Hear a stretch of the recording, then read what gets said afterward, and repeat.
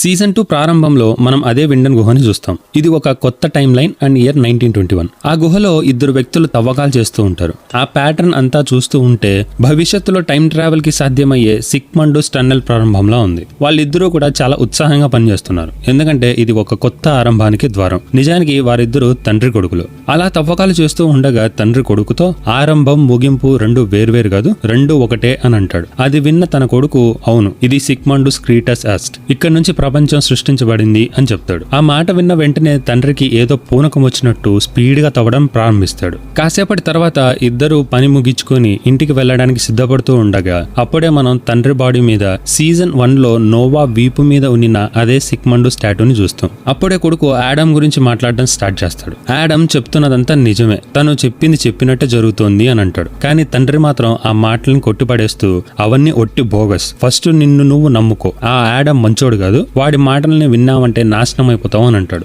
అది విన్న కొడుక్కి మెంటలెక్కేసింది. అప్పుడే తండ్రితో నువ్వు నోవా పైన పూర్తిగా నమ్మకం కోల్పోయావు అని అనగానే తండ్రికి అర్థమైపోయింది. వెంటనే తన కొడుకు వైపు చూసి ఈ సమయం కోసమనే ఎప్పటి నుండో ఎదురు చూస్తున్నా అని కళ్ళల్లో బాధ ఇంకా నిరాశతో అక్కడే కూర్చుండిపోతాడు. అప్పుడే ఆ కొడుకు అక్కడే ఉన్న గొడ్డల్ని తీసుకుని వచ్చి తనని అక్కడికక్కడే హతమార్చేస్తాడు. అది కూడా ఎంతలా అంటే ఏదో కక్ష కట్టిన వాడిలాగా చాలా దారుణంగా పొడిచి చంపేస్తాడు. అయితే ఈ కొడుకు మరెవరో కాదు, నోవా. అండ్ తన తండ్రి ఇంకా చనిపోయిన వ్యక్తి బార్తోష్.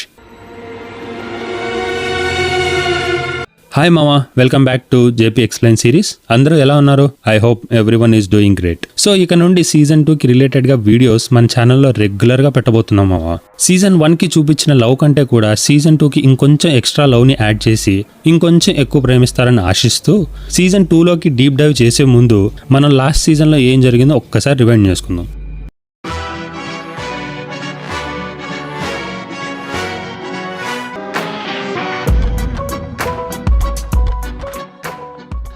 సీజన్ 1 లో మనం 4 కుటుంబాలను పరిచయం చేసుకున్నాం. అందులో మొదటిది Kahnwald family. Michael Kahnwald, Jonas, Ines and Hannah Kahnwald. Michael June 4వ తేదీన ఒక లెటర్ రాసి ఆత్మహత్య చేసుకున్నాడు. అయితే ఆ లెటర్ నవంబర్ వరకు ఓపెన్ చేయకూడదని షరత్ ఒకటి పెట్టాడు. మైకెల్ ఖాన్వాల్డ్ కొడుకు జోనస్ ఖాన్వాల్డ్ తనకి కొన్ని హెల్త్ ఇష్యూస్ ఉండడం వల్ల స్కూల్ అండ్ లైఫ్ లో ఫోకస్ చేయలేకపోతాడు. హ్యానా జోనస్ తల్లి. హస్బెండ్ చనిపోయాక తన మాజీ క్రష్ అయిన ఉల్రిక్ నీల్సన్ తో అక్రమ సంబంధం పెట్టుకొని ఉంటుంది. ఆ అక్రమ సంబంధం వల్ల చాలా రకాల డిస్టర్బెన్సెస్ అండ్ హ్యానా బిహేవియర్ వల్ల ఎన్నో క్యారెక్టర్స్ చాలా రకాలుగా ఇబ్బంది పడ్డారన్నది మనం లాస్ట్ సీజన్ లో చూసుకున్నాం. అండ్ ఖాన్వాల్డ్ ఫ్యామిలీకి పిల్లర్ ఈనస్ ఖాన్వాల్డ్. 1986 లో తను ఒక హాస్పిటల్లో నర్స్ గా ఉంటూ ఫ్యూచర్ నుంచి వచ్చిన మికెల్ ని దత్తత తీసుకుని పెంచుకుంది. అలా అడాప్ట్ చేసుకున్న వాడే మైకెల్. అండ్ ఈ మైకెల్ ఉల్రిక్ నీల్సన్ కొడుకు. ఫస్ట్ ఎపిసోడ్ లో అనుకోని కారణాల వల్ల తప్పిపోయాడు. అలా తప్పిపోయిన మైకెల్ గా ఎదిగి 2019 లో ఉరి వేసుకొని చనిపోయాడు. ఇదే విషయం జోనస్ కి తెలిసి ఫ్యూచర్ జోనస్ సహాయంతో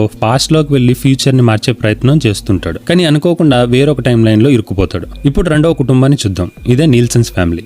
Ulrich Nielsen, Katharina Nielsen and వారి పిల్లలు Magnus, Martha and Mikkel Nielsen. Ulrich ఒక police officer, Katharina school principal. వీరితో పాటుగా నీల్సన్ కుటుంబంలో ఉల్రిక్ వాళ్ళ అమ్మా నాన్న కూడా ఉంటారు, ట్రొంటే అండ్ జనా నీల్సన్. వీళ్ళిద్దరికి 2 కొడుకులు ఉండేవారు. ఒకరు ఉల్రిక్ అయితే రెండవది మ్యాట్స్ నీల్సన్. మ్యాట్స్ నీల్సన్ తన చిన్నప్పుడే తప్పిపోయాడు. ఇంకా సీజన్ 1 ఎండింగ్ లో తన డెడ్ బాడీ కూడా దొరికింది. అది అక్కడికి ఎలా వచ్చింది అన్న విషయం ఇంకా మనకి రివీల్ అవ్వలేదు. అండ్ ఈ ఇన్సిడెంట్ ని చూసింది పీటర్ డాప్లర్. ఇక్కడే మూడవ ఫ్యామిలీ పరిచయం అవుతుంది, Dopplers family. Peter Doppler, Charlotte Doppler and వీరిద్దరి పిల్లలు Francesca and Elizabeth Doppler. Peter ఒక సైకియాట్రిస్ట్ గా పనిచేస్తూ ఉంటాడు అండ్ షార్లెట్ పోలీస్ డిపార్ట్మెంట్ లో ఉంటుంది. ఫ్రాన్సిస్కా అండ్ మ్యాగ్నస్ ఇద్దరు రిలేషన్షిప్ లో ఉన్నారు అండ్ తన దగ్గర కొన్ని సీక్రెట్స్ ఉంటాయి. ఆ సీక్రెట్స్ ఏంటి, ఎందుకు క్యారీ చేస్తుంది అన్నది ఇంకా రివీల్ అవ్వలేదు. అండ్ ఎలిజబెత్ డాప్లర్ కి పుట్టు మూగ చెవుడు ఉంటుంది అండ్ తను నోవాని చూసింది. అంతేకాకుండా నోవా అందించిన ఒక వాచ్ ని తెచ్చి తన తల్లికి ఇచ్చింది. అయితే ఆ వాచ్ ఎందుకు అంత ఇంపార్టెంట్ అన్నది పోన్ తెలుస్తుంది. And Elizabeth boy friend Yasin, తను కూడా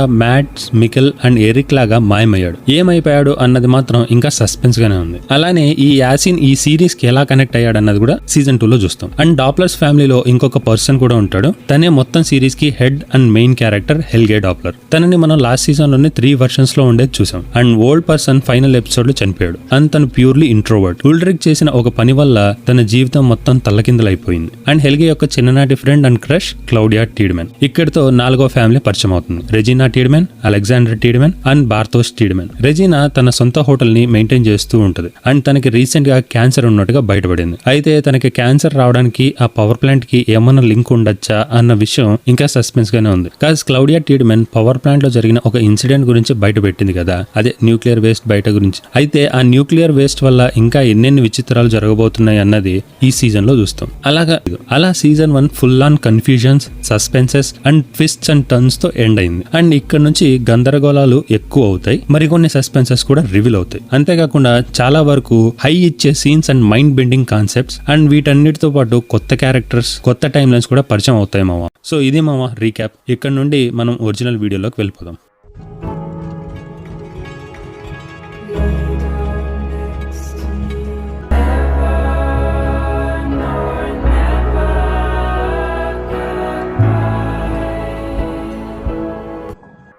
ఎపిసోడ్ ప్రారంభంలో జోనస్ అండ్ మార్తా తమ మధురానుభూతులను పంచుకుంటూ ఉండడం చూస్తాం. అప్పుడే జోనస్ మార్తాతో మనల్ని విడదీయడం ఎవరితరం కాదు అని అంటూ సీజన్ 1లో లాగానే ఉలిక్కిపడి లేచి తన తండ్రి రాసిన ఆ లెటర్ ని తీసుకుని చూస్తూ ఉంటాడు. అది ఒక కైండ్ ఆఫ్ మోటివేషన్ జోనస్ కి, లైక్ తన డెస్టినేషన్ వెతుక్కుంటూ వెళ్ళడానికి. దీని తర్వాత జోనస్ ఒక కంటైనర్ లాంటి బ్యాగ్ తగిలించుకొని అక్కడే ఉన్న ఒక క్యాలెండర్ లో డేట్ ని మార్క్ చేస్తుంటాడు. అది జూన్ 2027. అయితే ఈ డేట్ ఎందుకు నోట్ చేశాడు అన్నది నెక్స్ట్ సీన్స్ లో తెలుస్తుంది. అలా నోట్ చేసి ఇంటి బయటికి రాగానే సిటీ మొత్తం తగలపడిపోయి ఉండడం చూస్తాం. సీజన్ 1 ఎండింగ్ లో తనకే తెలియకోకుండా ఒక బంకర్ లో మేలుకొని బయటకు వచ్చాడు కదా, ఆ టైం లైనే ఇది. And year 2052. ఈ సీన్ లో మొత్తం సిటీ ఎంతలా నాశనం అయిపోయింది అన్నది మనకు చూపిస్తారు. అంతేకాకుండా ఏదో యుద్ధం జరిగినట్టుగా హెలికాప్టర్స్ అండ్ బాంబ్ బ్లాస్ట్లు కూడా వినిపిస్తూ ఉంటాయి. అలా జోనస్ పాడుబడ్డ బిల్డింగ్ లోకి వెళ్లి ఏవో కొన్ని వస్తువులను తీసుకుని ఆ కంటైనర్ లో పెట్టుకోవడం చూస్తాం. అలా అన్ని సేకరించి ఎక్కడికో వెళ్తుండగా అప్పుడే ఒక గ్రేవ్ యార్డ్ ని చూపిస్తారు. అది సిటీలో ఉన్న వాళ్ళంతా చనిపోయారు అండ్ వాళ్ళందరి సమాధులు అక్కడ ఉంటాయి. అప్పుడే జోనస్ తన తండ్రి గ్రేవ్ దగ్గరికి వచ్చి ఫ్యామిలీ ఫోటో అక్కడ పెట్టి స్ట్రైట్ గా ఆ బంకర్ లోకి వెళ్తాడు. అక్కడ ఫొటోస్ అన్ని కూడా అంటించబడి ఉంటాయి. అలా బంకర్ లోకి రాగానే తన దగ్గర కొన్ని రికార్డెడ్ క్యాసెట్స్ లో నుండి ఒకటి తీసి ప్లే చేస్తాడు. ఆ రికార్డింగ్స్ చేసింది తను అంటుంది, జూన్ 27, 2020లో జరిగిన అపోకలిప్స్ లో మొత్తం అందరూ చనిపోయారు. ఇక్కడితో అర్థమవుతుంది జోనస్ తన ఇంట్లో ఆ డేట్ ని ఎందుకు టార్గెట్ చేశాడు అని. దీని తర్వాత క్లౌడియా రికార్డింగ్స్ లో ఆ అపోకలిప్స్ లో కేవలం నేను మాత్రమే బతికిపోయాను, ఇప్పటికి 3 నెలలు గడిచిపోయింది ఈ విధ్వంసం జరిగి, బట్ ఇంతవరకు అర్థం కాని విషయం ఏంటంటే ఈ ఇన్సిడెంట్ ఎలా జరిగింది అండ్ దీని వెనక ఎవరున్నారు అన్నది మాత్రం తెలియడం లేదు అని చెప్పాక, ఇన్ కేస్ మనం గనుక ఆ గాడ్ పార్టికల్స్ ని కంట్రోల్ చేయగలిగితే పాస్ట్ లోకి వెళ్లి ఈ అపోకలిప్స్ ని ఆపచ్చు, అంతేకాకుండా మన వాళ్ళందరినీ కూడా కాపాడుకోవచ్చు అని అంటుంది. అంతలో జోనస్ మార్తా ఫోటో దగ్గర ఉన్న ఒక లాకెట్ ని తీసుకుని గమనిస్తూ ఉంటాడు. ఇక్కడ నుండి కొత్త కాన్సెప్ట్స్ అండ్ కొత్త సిచ్యువేషన్స్ ఎదురవుతాయి మావా. అందులో ఫస్ట్ దే ఈ గాడ్ పార్టికల్స్. అయితే గాడ్ పార్టికల్స్ అంటే ఏంటి, అపోకలిప్స్ కి ఎవరు కారణం, ఇలా చాలా చాలా ప్రశ్నలు, సస్పెన్సెస్ అండ్ పాస్ట్ లో జరిగిన గందరగోళాలన్నీ కూడా ఒక్కొక్కటిగా రివీల్ అవుతూ వస్తాయి మావా. నేను అన్నిటినీ కూడా వీలైనంత సింపుల్ గా అర్థం అయ్యేలా వివరిస్తాను. సో స్టోరీలోకి వెళ్తే సీన్ 21 జూన్ 2020 అంటే అపోకలిప్స్ కి ఇంకా కేవలం 6 రోజులు మిగిలి ఉండగా విండెన్ సిటీని చూపిస్తారు. ఇంకా బ్యాక్గ్రౌండ్ లో న్యూస్ రన్ అవుతూ ఉంటుంది. అందులో విండెన్ నగరంలో మిస్ అయిపోయిన పిల్లలందరి గురించి చెప్తూ ఉంటారు. అప్పుడే మనం హ్యానాని చూస్తాం. First season and first episode లో భర్త పోయాడు, ప్రేమికుడు చీదరించుకొని కనపడకుండా పోయాడు, ఇప్పుడు కొడుకు కనపడ్డం లేదు. దీంతో పూర్తిగా ఒంటరిదైపోయింది. అదే బాధతో కూర్చొని రోజులు లెక్క పెట్టుకుంటూ ఉంటుంది, తన కొడుకు తిరిగి వస్తాడు అన్న ఆశతో. నెక్స్ట్ సెకండ్ సీన్ టీడెమన్ ఫ్యామిలీకి షిఫ్ట్ అవుతుంది. అక్కడ రెజీనా తల వెంట్రుకలు పూర్తిగా రాలిపోయి ఉంటాయి, కాస్ క్యాన్సర్ చివరి దశలో ఉంది. ఇంకా డాక్టర్ అక్కడికి వచ్చి తనని ఎగ్జామిన్ చేస్తూ ఉండగా బార్తోష్ కి మార్తా దగ్గర నుండి మెసేజ్ వస్తుంది, బ్రిడ్జ్ దగ్గర కలవమని చెప్పి. ఇదిలా ఉండగా మనకి ఈ సిరీస్ లో మరొక కొత్త క్యారెక్టర్ పరిచయం అవుతుంది. తన పేరు క్లౌజన్, షార్లెట్ యొక్క పై అధికారి. ఇప్పుడు ఆ పిల్లల్ని వెతకడంలో షార్లెట్ అండ్ వోలర్ తో కలిసి పనిచేయబోతున్నాడు. అదే విషయమై టౌన్ లో ఉన్న అందరికీ ధైర్యం చెప్పే ప్రయత్నం చేస్తూ ఉంటాడు. కానీ ప్రజలు అప్పటికే పిచ్చెక్కిపోయి ఉన్నారు. చేసేదేం లేక వాళ్ళు తిడుతున్నా కూడా ఏం చేయలేని స్థితిలో అలానే నిల్చుండిపోతాడు. అప్పుడే మనకి మ్యాగ్నస్ అండ్ ఫ్రాన్సిస్కా ని చూపిస్తారు. ఇద్దరు చెరువు గట్టు మీద కూర్చొని మాట్లాడుకుంటూ ఉంటారు. మ్యాగ్నస్ ఫ్రాన్సిస్కాతో ఇదంతా చూస్తూ ఉంటే బతకడమే దండగా అనిపిస్తుంది అని అంటాడు. దానికి ఫ్రాన్సిస్కా పిచ్చోళ్ళ మాట్లాడుకో అన్ని సర్దుకుంటాయి అని నచ్చజెప్పే ప్రయత్నం చేస్తూ చేస్తూ కిస్ చేస్తుంది. నెక్స్ట్ సెకండ్ తన మొబైల్లో ఏదో మెసేజ్ వచ్చింది. ఆ మెసేజ్ చూసిన వెంటనే బాగా టెన్షన్ పడుతూ సరే నేను వెళ్ళాలి అని చెప్పి అక్కడి నుంచి వెళ్ళిపోతుంది. ఇది చూసిన మ్యాగ్నస్ కి తనేం దాచుతుందో అర్థం కాక అదే అనుమానంతో తనని ఫాలో చేస్తూ వెళ్తాడు. మరో పక్క కెథరీనా ఆ గుహ దగ్గరికి చేరుకుంటుంది. అయితే తన దగ్గర ఉల్రిక్ చేసిన రీసెర్చ్ రిలేటెడ్ పేపర్స్ అన్ని ఉన్నాయి. దీన్ని బట్టి చూస్తే తను టైం ట్రావెల్ చేశాడేమో అన్న డౌట్ తో ఆ గుహలోకి ప్రవేశిస్తుంది. అప్పుడు సీన్ జోనస్ దగ్గరికి షిఫ్ట్ అవుతుంది. తను ఆ తగలబడిపోయిన సిటీలో తిరుగుతూ గ్రేవ్ యార్డ్ దగ్గరికి వస్తాడు. అక్కడ మార్తా సమాధి కనిపిస్తుంది. అది చూసిన జోనస్ బార్తో నిలబడుకుని ఉండగా సీన్ మార్తా దగ్గరికి షిఫ్ట్ అవుతుంది. తను బార్దోష్ ని కలవడం కోసం అని వెళ్తూ ఉంటది. అలా బ్రిడ్జ్ దగ్గరికి చేరుకున్నాక ఇద్దరి మధ్య గొడవ స్టార్ట్ అవుతుంది. I have no idea what's going on with you. For fuck's sake, my mom is... cause ఇద్దరి కుటుంబాల్లో సిచ్యువేషన్స్ ఏమీ బాగలేవు. దీనికి తోడు బార్తోష్ సీక్రెట్స్ ని దాచుతున్నాడు. అది మార్తాకి నచ్చడం లేదు. కానీ బార్తోష్ ఆ సీక్రెట్స్ ని చెప్పలేని స్థితిలో ఉంటాడు. చివరికి మార్తా విసిగిపోయి ఇది ఇక్కడితో ఆపేద్దాం అని చెప్పి అక్కడి నుంచి వెళ్ళిపోతుంది. అప్పుడే బార్తోష్ కి నోవా దగ్గర నుండి మెసేజ్ వస్తుంది. అది చూసిన బార్తోష్ సంకోచంలో పడిపోతాడు. అప్పుడే మనకి పవర్ ప్లాంట్ ని చూపిస్తారు. అక్కడ అలెగ్జాండర్ అందరినీ పిలిచి మీటింగ్ పెట్టి ఇంతవరకు ఈ పవర్ ప్లాంట్ కోసం చేసిన కష్టం కృషి ఎప్పటికీ మర్చిపోలేం. అయితే కొన్ని అనివార్య కారణాల వల్ల మరొక 7 రోజుల్లో అందరి బాగోగుల కోసం అని చెప్పి ఈ పవర్ ప్లాంట్ ని షట్ డౌన్ చేస్తున్నాం అని అనౌన్స్మెంట్ ఇవ్వగానే అందరూ సర్ప్రైజ్ అయిపోతారు. నెక్స్ట్ సెకండ్ అలెగ్జాండర్ తో పాటు ఆ పవర్ ప్లాంట్ లో వర్క్ చేస్తున్న సీనియర్ ఆఫీసర్ కలిసి ఆ రేడియేషన్ సూట్స్ వేసుకొని లోపలికి వెళ్తారు. అక్కడ ఒక లోతైన బేస్మెంట్ ఒకటి కట్టబడి ఉండడం చూపిస్తారు. అయితే ఈ పిట్ చాలా ఇంపార్టెంట్. ఈ పిట్ కారణంగా భయంకరమైన విధ్వంసాలు జరగబోతున్నాయి. దీని తర్వాత సీన్ హానా దగ్గరికి షిఫ్ట్ అవుతుంది. తను అలెగ్జాండర్ దగ్గర నుంచి తీసుకున్న గన్నుని బయటికి తీసి ఆ ఒంటరితనానికి ఎండ్ కార్డ్ వేయాలని నిర్ణయించుకొని చనిపోవాలనుకుంటూ ఉండగా సడన్ గా ఏవో శబ్దాలు వినిపించాయి. గన్ని దాచిపెట్టి ఎవరు అని అడిగితే అప్పుడు ఒక వ్యక్తి మెల్లగా ఎంట్రీ ఇస్తాడు. తానే ఫ్యూచర్ జోనస్. ఇక్కడ మీరు ఒక విషయాన్ని గమనించాలి మావా. జోనస్ మెడ మీద ఒక గాయం ఉంటుంది. అది కూడా ఇంపార్టెంట్ పాయింట్ ఈ సిరీస్ లో. ఆ మార్క్ ఎలా వచ్చిందన్నది నేను ఫ్లోలో చెప్తా. అలా వచ్చిన జోనస్ ని చూసిన హానా ఎవరు నువ్వు అని అడిగితే జోనస్ తన చిన్నప్పటి విషయాలన్నీ కూడా వివరిస్తూ తనకి గుర్తు చేసే ప్రయత్నం చేస్తాడు. అదంతా చూసిన హానా ఆనందం బాధ తట్టుకోలేక కొడుకుని చూసిన సంతోషంలో గట్టిగా పట్టుకొని ఏడ్చేస్తాడు. ఇంకా జోనస్ కూడా 33 సంవత్సరాలుగా తన అమ్మ కౌగిలి కోసం వేచి చూస్తున్నాడు.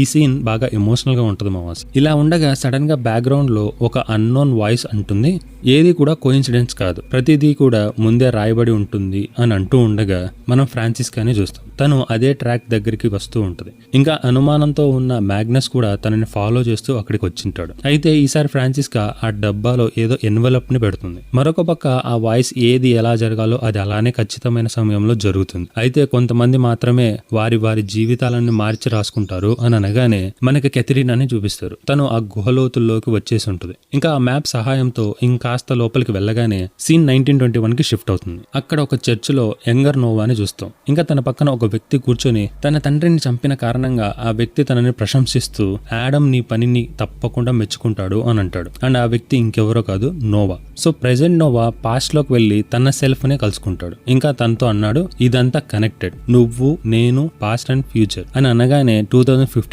ని చూపిస్తారు. అక్కడ చెట్ల మీద చాలా శవాలు వేలాడుతూ ఉంటాయి. ఆ శవాల మధ్యలో జోనస్ నడుచుకుంటూ వెళ్తుండగా సడన్ గా గన్ ఫైర్స్ వినిపించాయి.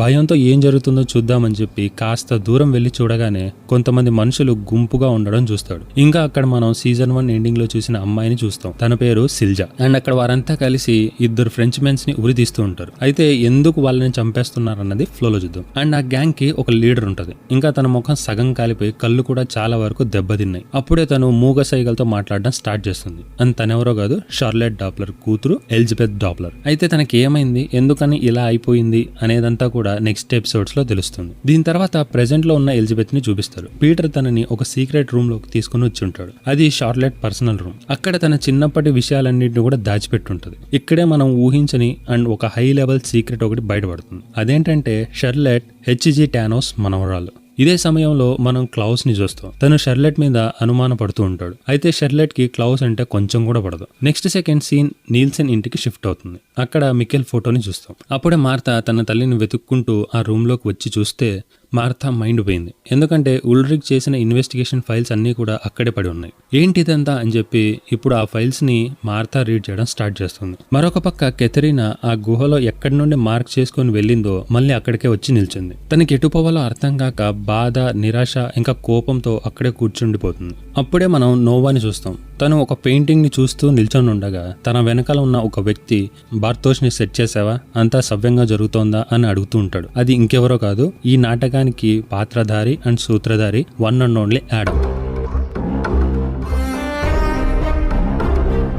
ఇంకా యాడమ్ నోవాతో అపోకలిప్స్ కి కేవలం 6 రోజులు మాత్రమే మిగిలింది, బుక్ లో మిస్ అయిన పేజెస్ ని కనిపెట్టు, ఇంకా ఆ డెత్ ఫారెస్ట్ సంగతి ఏంటో కూడా చూసుకో అని చెప్పి అక్కడ నుంచి వెళ్ళిపోతాడు. సో ఆ డెత్ ఫారెస్ట్ ఏదంటే ఇందాక ఫ్యూచర్ ఎలిజబెత్ ఇద్దరు ఫ్రెంచ్ వాళ్ళని ఉరిదీసింది కదా, ఆ ఏరియానే డెత్ ఫారెస్ట్. ఇంకా అక్కడే ఒక రూల్ ఉంటుంది, ట్రెస్ పాసర్స్ అంటే ఆ ఏరియాలోకి పర్మిషన్ లేకుండా వచ్చిన వాళ్ళని ఉరిదీస్తారు. అలా యాడమ్ మాట్లాడుతున్నంతసేపు నోవా కిసుక్కుమనుకోకుండా తన మాటలన్నీ కూడా చాలా శ్రద్ధగా ఆలకిస్తూ ఉంటాడు. యాడమ్ అంటే నోవాకి దేవుడితో సమానం, అందుకే తనని పూజిస్తూ ఉంటాడు. అప్పుడే సీన్ మ్యాగ్నస్ దగ్గరికి షిఫ్ట్ అవుతుంది. ఫ్రాన్సిస్కా ఎందుకు ఇలా చేస్తోంది అని ఆలోచిస్తూ అదే అడవిలో కూర్చొని ఉండగా సడన్ గా ఏవో చప్పుళ్ళు రావడంతో వెంటనే లేచి చూస్తాడు. ఆ బ్రిడ్జ్ మీదకి అంటే ఫ్రాన్సిస్కా పెట్టిన బాక్స్ దగ్గరికి ఆ ట్రాన్స్జెండర్ వచ్చింటాడు. అండ్ ఆ బాక్స్ లో నుండి ఆ ఎన్వలప్ తీసుకొని అందులోకి డబ్బుల్ని పెడతాడు. ఇదంతా చూస్తున్న మ్యాగ్నస్ కి ఏం జరుగుతుంది ఇక్కడ అన్న కన్ఫ్యూజన్ ఇంకా పెరిగిపోయింది. అదే కన్ఫ్యూజన్ అండ్ సస్పెన్స్ తో ఆ ట్రాన్స్జెండర్ ట్రైల్ దగ్గరికి వస్తాడు. అక్కడే బ్యాక్గ్రౌండ్ లో ఒక ట్రక్ ని చూపిస్తారు.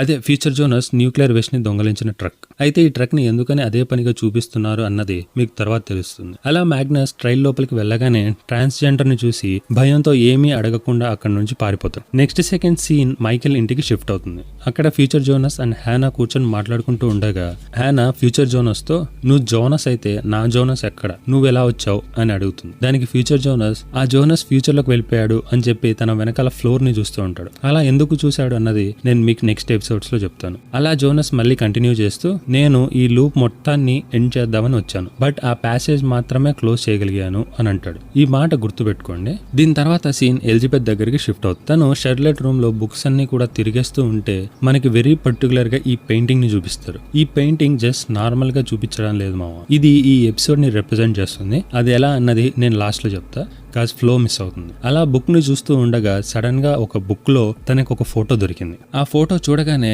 తన తండ్రి పీటర్ ని పిలిచి ఆ ఫోటోలో ఉన్న నోవాని చూపిస్తుంది. ఇది చూసిన పీటర్ ఫ్యూజ్లు ఎగిరిపోయి అప్పుడే మనం నోవాని చూస్తాం. తను ఒక బ్రీఫ్ కేస్ ని తీసుకుని ఎక్కడికో బయలుదేరుతూ ఉంటాడు. ఇంకా తనని చూస్తూ ఉంటే ఏదో విధ్వంసం జరగబోతోంది అని అనిపిస్తుంది. దీని తర్వాత సీన్ షార్లెట్ దగ్గరికి షిఫ్ట్ అవుతుంది. పీటర్ తనకి మెసేజ్ చేశాడు, నోవాని కనుగొన్నాం, వెంటనే బంకర్ దగ్గరికి రమ్మని పిలుస్తాడు. షార్లెట్ ఒక్క సెకండ్ కూడా లేట్ చేయకుండా అక్కడ నుంచి బయలుదేరిపోతుంది. అప్పుడే మనం జోనస్ ని చూస్తాం. తను ఆ బంకర్ లోకి వచ్చి ఆ రేడియో యాక్టివేటర్ ని తీసుకుని ఏదో వెతకడానికని బయలుదేరతాడు. ఇదిలా ఉండగా మార్తా ఆ కేస్ ఫైల్స్ ని క్షుణ్ణంగా పరిశీలిస్తూ ఉంటది. అప్పుడే మ్యాగ్నస్ కూడా అక్కడికి వచ్చి ఏం చేస్తున్నావు అని అడుగుతాడు. దానికి మార్తా ఈ కేస్ ఫైల్స్ అన్ని తిరిగేస్తూ ఉంటే మొత్తం అందరూ ఏదో పెద్ద విషయాన్ని సిటీకి తెలియకుండా దాస్తున్నారని అనిపిస్తోంది అని అనగానే మ్యాగ్నస్ ఫ్రాన్సిస్కా గురించి ఆలోచించడం మొదలు పెడతాడు.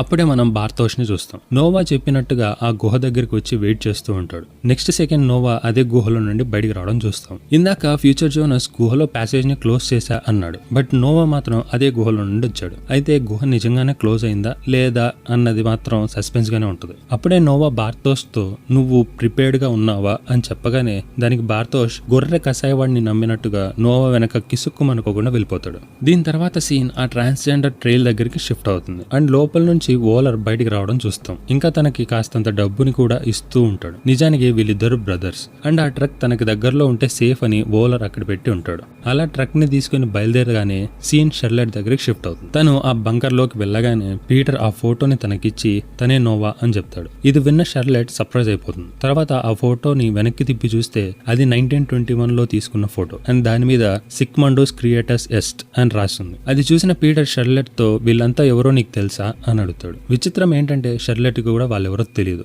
ఇది కూడా ఒక సీక్రెట్ అండ్ మిస్టరీగానే ఉండిపోతుంది. మరొక పక్క ఆ ట్రక్ లో నుండి తెచ్చిన న్యూక్లియర్ వేస్ట్ మొత్తాన్ని ఎపిసోడ్ స్టార్టింగ్ లో చెప్పుకున్నాం కదా, ఈ పిట్ ఎందుకు తీశారు అని. ఇదిగో ఈ వేస్ట్ ని మొత్తం అందులో పెట్టి సిమెంట్ తో కప్పెట్టే ప్రయత్నం చేస్తూ ఉంటాడు. అయితే ఈ సిమెంట్ తో కప్పెట్టడం ఎంత డేంజర్ అండ్ దీనివల్ల ఎన్ని విధ్వంసాలు జరుగుతాయి అన్నది ఈ ఎపిసోడ్ ఎండింగ్ లో తెలుస్తుంది. అప్పుడే జోనస్ ఫ్యూచర్ లో పవర్ ప్లాంట్ గోడ దగ్గరికి చేరుకుంటాడు. ఇంకా అక్కడే ఉన్న ఒక స్వరంగ మార్గం ద్వారా తను ఆ పవర్ ప్లాంట్ లోకి ప్రవేశిస్తాడు. అయితే ఆ రేడియో యాక్టివేటర్ దగ్గరలో న్యూక్లియర్ ఎనర్జీ ఉన్నట్టుగా సూచిస్తూ ఉంటుంది. ఆ సిగ్నల్ ని ఫాలో చేస్తూ జోనస్ ఆ పవర్ ప్లాంట్ లోకి చేరుకోగానే అక్కడ మనం స్టార్టింగ్ లో చూసిన ఆ రేడియేటర్ సూట్స్ కనిపిస్తాయి. ఒక్కసారిగా జోనస్ కి భయం స్టార్ట్ అయిపోయింది. చూస్తూ ఉంటే ఏదో పెద్ద విషయం జరిగినట్టుగా అనిపిస్తోంది. ఇంకా జోనస్ అదే భయంతో లోపలికి వెళ్తాడు. అలా వెళ్ళిన జోనస్ కి అక్కడ కనిపించిన సిచ్యువేషన్ ని చూసి మనోడి నోట మాట రాలేదు. అదేంటా అని చూస్తే ఒక అన్నోన్ ఎనర్జీ గాల్లో తేలుతూ ఉంటది అండ్ దాని చుట్టూ కూడా ఏదో నల్లగా ఇంకా వెనమ్ ని చూస్తున్నట్టుగా ఉంటది. అంతేకాకుండా ఇందాక ఒక పిట్ లో న్యూక్లియర్ వేస్ట్ ని వేయడం చూసాం కదా, అది ఈ పిట్టే. అయితే ఎందుకు ఇలా జరిగింది, ఏం జరుగుతుంది అన్న సస్పెన్స్ తో ఈ ఎపిసోడ్ ఇక్కడ ఎండ్ అవుతుంది మావా. సో ఇక్కడ మీకు ఒక చిన్న టాస్క్, సెకండ్ ఎపిసోడ్ త్వరగా వచ్చేసేలా అందరూ కలిసి ఆ లైక్ బటన్ ని గుద్దేసి 1K లైక్స్ అయ్యేలా టార్గెట్ చేసేసుకోండి మావా. ఈలోపు సెకండ్ ఎపిసోడ్ పనుల్లో నేను ఉంటా. అయితే వెళ్లే ముందు ఆ పెయింటింగ్ గురించి చెప్పుకొని ఎండ్ చేసేద్దాం. ఈ పెయింటింగ్ ఏదో చిన్నపిల్ల తెలియకుండా చూస్తోంది అని అనుకుంటాం, కానీ ఇది ఒక సాధారణ బ్యాక్గ్రౌండ్ ఆర్ట్ కాదు. ఇది స్టోరీ థీమ్ కి డైరెక్ట్ విజువల్ మెటఫోర్. ఇక్కడ మీరు గమనిస్తే ఒక మైథలాజికల్ ఫిగర్ గాలి ఊదుతున్నట్టుగా చూపించారు. ఇది టైం ని మూవ్ చేసే ఫోర్స్ ని సింబలైజ్ చేస్తుంది. అంటే ఈ డార్క్ లో జరిగే సంఘటనలు యాదృచ్ఛికంగా జరగడం లేదు, ఒక అన్సీన్ ఫోర్స్ వాటిని ముందుకు నడిపిస్తోంది అనే భావనని మనకు కల్పిస్తుంది. అలానే మధ్యలో ఉన్న గ్లోబ్ లాంటి స్ట్రక్చర్ ఒరిజిన్ పాయింట్ ని సూచిస్తుంది. ఒరిజిన్ అంటే మొదలు లేదా రూట్ అనొచ్చు. డార్క్ కథలో అన్ని ఇన్సిడెంట్స్ కూడా ఒక సోర్స్ ఈవెంట్ నుంచి విస్తరిస్తాయి. ఆ ఒరిజిన్ చేంజ్ అయితే మొత్తం టైం లైన్ మారిపోతుంది అనే హింట్ ఇక్కడ విజువల్ రూపంలో చూపించారు. అయితే ఆ ఒరిజిన్ ఎక్కడుంది అన్నది మనకి పోను తెలుస్తుంది. అంతేకాకుండా ఇక్కడ చుట్టూ ఉన్న సర్క్యులర్ రింగ్స్ టైం సైకిల్ ని రిప్రజెంట్ చేస్తాయి. అంటే టైం స్ట్రైట్ లైన్ కాదు, ఇది ఒక లూప్. మొదలు ఎక్కడో ముగింపు కూడా అక్కడే. ఇదే మన episode title, beginning is ending. And అలానే ఇక్కడ లైట్ మరియు డార్క్ ఉంటాయి. ఇది హాఫ్ డ్యూయల్ రియాలిటీస్ ని సూచిస్తాయి. అంటే mirrored worlds, cause and effect, past and future connections. దీని ద్వారా సిరీస్ ఒకే సమయంలో సైన్స్, ఫిలాసఫీ, ఫేట్, డిటర్మినిజం అన్న కాన్సెప్ట్స్ ని మిక్స్ చేస్తుందని సడల్ గా చెప్తుంది. సింపుల్ గా చెప్పాలంటే ఈ ఒక్క ఆర్ట్ వర్క్ లోనే beginning is the end, ending is the beginning అనే కోర్ థీమ్ ని విజువల్ గా ఎన్కోర్ చేస్తారు మామ. సో ఈ రోజుకి ఇక్కడతో సెలవు. తిరిగి ఇంకొక ఎపిసోడ్ తో కలుద్దాం. Till then take care, bye bye, love you all. Dark season 2 episode 2. Last ఎపిసోడ్లో మనం ఒక న్యూక్లియర్ ఎనర్జీ డిస్ట్రాక్ట్ అయి ఉండడం చూసాం అండ్ అది ఒక వెనం లా కనిపిస్తోందని కూడా తెలుసుకున్నాం. అయితే ఇదంతా చూస్తున్న జోనస్ కి ఏమీ అర్థం కాక వెంటనే మళ్ళీ బంకర్లోకి వచ్చి ఆ రికార్డెడ్ టేప్స్ ని చెక్ చేయడం స్టార్ట్ చేస్తాడు. అందులో ఒక టేప్ దొరికింది. ఇంకా క్లోడియా టేడ్మెన్ ఆ న్యూక్లియర్ ఎనర్జీ ఏంటి, ఎందుకు అలా బిహేవ్ చేస్తుంది అన్నది మొత్తం ఎక్స్ప్లెయిన్ చేయడం స్టార్ట్ చేస్తుంది. చివరకు మేము అసాధ్యాన్ని సుసాధ్యం చేసి చూపించాం. అదే ఈ గాడ్ పార్టికల్స్ ను స్థిరంగా ఉంచడంలో సక్సెస్ అయ్యాం. అయితే ఇక్కడ ఆశ్చర్యకరమైన విషయం ఏమిటంటే ఇది ఒక రకమైన పోర్టల్ ని సృష్టిస్తుంది, లైక్ ఒక ద్వారం. అలా చెప్తూ ఉండగా జోనస్ ఆ మెషిన్ ని ఆన్ చేయడానికి ప్రయత్నిస్తూ ఉంటాడు. ఈ గాడ్ పార్టికల్స్ మన టైం ని బైపాస్ చేస్తూ గతానికి లేదా భవిష్యత్తులోకి తీసుకెళ్లగలదు. అయితే ఇది పర్ఫెక్ట్ గా పని చేయాలి అంటే దానికి సరిపడ్డ వోల్టేజ్ ను అందించాలి. అలా కనుక చేయగలిగితే ఈ పదార్థాన్ని చాలా కాలం పాటు స్థిరంగా ఉంచవచ్చు. అండ్ ఇంకొక హైలైట్ విషయం ఏంటంటే మేము ఈ స్టెబిలైజ్డ్ గాడ్ పార్టికల్ ద్వారా ఆల్రెడీ కొన్ని వస్తువులను పాస్ట్ అండ్ ఫ్యూచర్ లోకి పంపగలిగాం. అంటే టైం ట్రావెల్ ఇప్పుడు కేవలం సిద్ధాంతం కాదు, ఇది ఒక నిజం అని గ్రహించాం. కానీ ఇక్కడ అసలు మిస్టరీ మొదలవుతుంది. ఈ పదార్థం పనిచేయడానికి ఒక ఎనర్జీ అవసరం అని చెప్పుకున్నాం కదా, ఆ శక్తి ఎక్కడి నుంచి వస్తుంది అన్నది మాత్రం ఇప్పటికీ తెలియడం లేదు. అయితే మా రీసెర్చ్ లో తెలిసిన విషయం ఏంటంటే ఈ సిస్టమ్ తనంతట తానే తనకు అవసరమైన శక్తిని సృష్టించుకుంటోంది అని. లైక్ ఇది ఒక సెల్ఫ్ సస్టైనింగ్ సిస్టమ్. సాధారణంగా మన ప్రపంచంలో ప్రతి వస్తువు కాలక్రమంలో శక్తిని కోల్పోతుంది. ఎగ్జాంపుల్ కి మన మొబైల్ ఫోన్ ఛార్జ్ చేస్తేనే పనిచేస్తుంది, కానీ కొంతసేపటి తర్వాత బ్యాటరీ ఖాళీ అయిపోతుంది. దీన్నే థర్మోడైనమిక్స్ సెకండ్ లా అంటారు. అంటే ప్రతి వస్తువులో ఎనర్జీ లాస్ తప్పనిసరిగా ఉంటుంది అని చెప్పడం. ఈ గాడ్ పార్టికల్స్ మాత్రం ఆ విషయాన్ని పూర్తిగా ధిక్కరిస్తుంది. ఇది తన ఎనర్జీని ఎప్పటికీ కోల్పోవడం లేదు. అంటే ఇది ఒక ఇన్ఫైనైట్ ఎనర్జీ సోర్స్. అయితే ఈ గాడ్ పార్టికల్స్ అంటే ఏంటి, ఎలా ఫామ్ అయ్యాయి అన్నది మాత్రం తర్వాత తెలుస్తుంది. ఇప్పుడైతే ఇది ఎలా వర్క్ చేస్తుంది, దీన్ని స్టేబుల్ చేయడం ఎలా అన్నది మాత్రమే చూస్తాం. అలా క్లౌడియా చెప్పిన మొత్తం విషయాన్ని యూజ్ చేసి జోనస్ ఆ గాడ్ పార్టికల్స్ ని స్టేబిలైజ్ చేస్తాడు. ఒక్కసారిగా జోనస్ ఫుల్ గా ఆనందపడ్డాడు. మరుక్షణం ఆ గాడ్ పార్టికల్స్ మళ్ళీ నార్మల్ పొజిషన్ లోకి వెళ్ళిపోయింది. దానికి రీజన్ ఫ్యూల్ అయిపోవడం. నెక్స్ట్ సెకండ్ మనకి మిఖెల్ ని చూపిస్తారు. తనేదో నిద్రలో నుండి ఉలిక్కిపడి లేచి కిందకి రాగానే ఈనస్ కాన్వాల్ తన కోసం బ్రేక్ఫాస్ట్ చేసి స్కూల్ బ్యాగ్ కూడా రెడీ చేసి పెట్టుంటది. అయితే మిఖెల్ కి మాత్రం ఇంకా ఆ టైం లైన్ లో ఉండడం ఇష్టం లేదు. అదంతా చాలా కొత్తగా ఉంది. అప్పుడే ఈనస్ మిఖెల్ కి నచ్చజెప్పే ప్రయత్నం చేస్తూ past is past, now is now అని చెప్పగానే 1986 కి చెందిన ఈగన్ టీడ్మెన్ ని చూపిస్తారు. అయితే ఇప్పుడు ఇయర్ 1987. ఇంకా ఇక్కడ కూడా అపోకలిప్స్ కి కేవలం 5 రోజులు మాత్రమే మిగిలి ఉంటాయి. అప్పుడే క్లౌడియా రెజీనాని స్కూల్ కి లేట్ అవుతుంది రమ్మని పిలుస్తూ ఉంటది. ఇంకా ఈగన్ టీడ్మెన్ కూడా అక్కడే ఉన్నాడు. అండ్ తను క్లౌడియాతో ఏదో చెప్పడానికి ట్రై చేస్తూ ఉంటాడు. అప్పుడే ఆ కుక్క పిల్ల లోపల నుంచి రావడం చూసి ఇది గ్రెచెన్ కదా, అండ్ ఆ గుహ దగ్గర తప్పిపోయింది, మళ్ళీ ఇది ఎలా ఇక్కడికి వచ్చింది అని అడుగుతాడు. అయితే క్లౌడియా ఆ మ్యాటర్ నుంచి తప్పించుకునే ప్రయత్నం చేస్తుంది. నాన్న మీరేదో చెప్పాలనుకుంటున్నారు ఏంటది అని అడుగుతుంది. దానికి ఈగన్ ఏం లేదు, ఏదో చెప్పాలనుకున్నా మర్చిపోయా అని అంటాడు. Next second scene 2020 police station కి షిఫ్ట్ అవుతుంది. అక్కడ షెర్లెట్ ఆ నోవా ఉన్న ఫోటోని చెక్ చేస్తూ ఉంటుంది. అయితే ఇక్కడ ఒక చిన్న డీటెయిలింగ్ చెప్పాలి మామ. సిరీస్ లో సీన్స్ షిఫ్ట్ అయ్యేప్పుడు, పర్టికులర్ గా టైం లైన్ షిఫ్ట్ అయ్యేప్పుడు మనకి ఒక క్లాక్ సౌండ్ రావడం వింటాం. అంటే సీన్ టైం లైన్ మారింది అని సబ్ కాన్షియస్ గా చెప్పడం. అలా సీన్ షెర్లెట్ దగ్గర షిఫ్ట్ అయ్యాక తను ఆ ఫోటోని చూస్తూ ఎవరి నోవా అని చెప్పి ఆ 1921 ఫోటో మీద రాసిన సిగ్మండుస్ క్రియేటస్ అస్ట్ అంటే ఏంటా అని చెక్ చేస్తూ ఉంటది. అప్పుడే క్లౌజన్ అక్కడికి వచ్చి ఏంటి షెర్లెట్ ఇంకా రెడీ అవ్వలేదా అని అడుగుతాడు.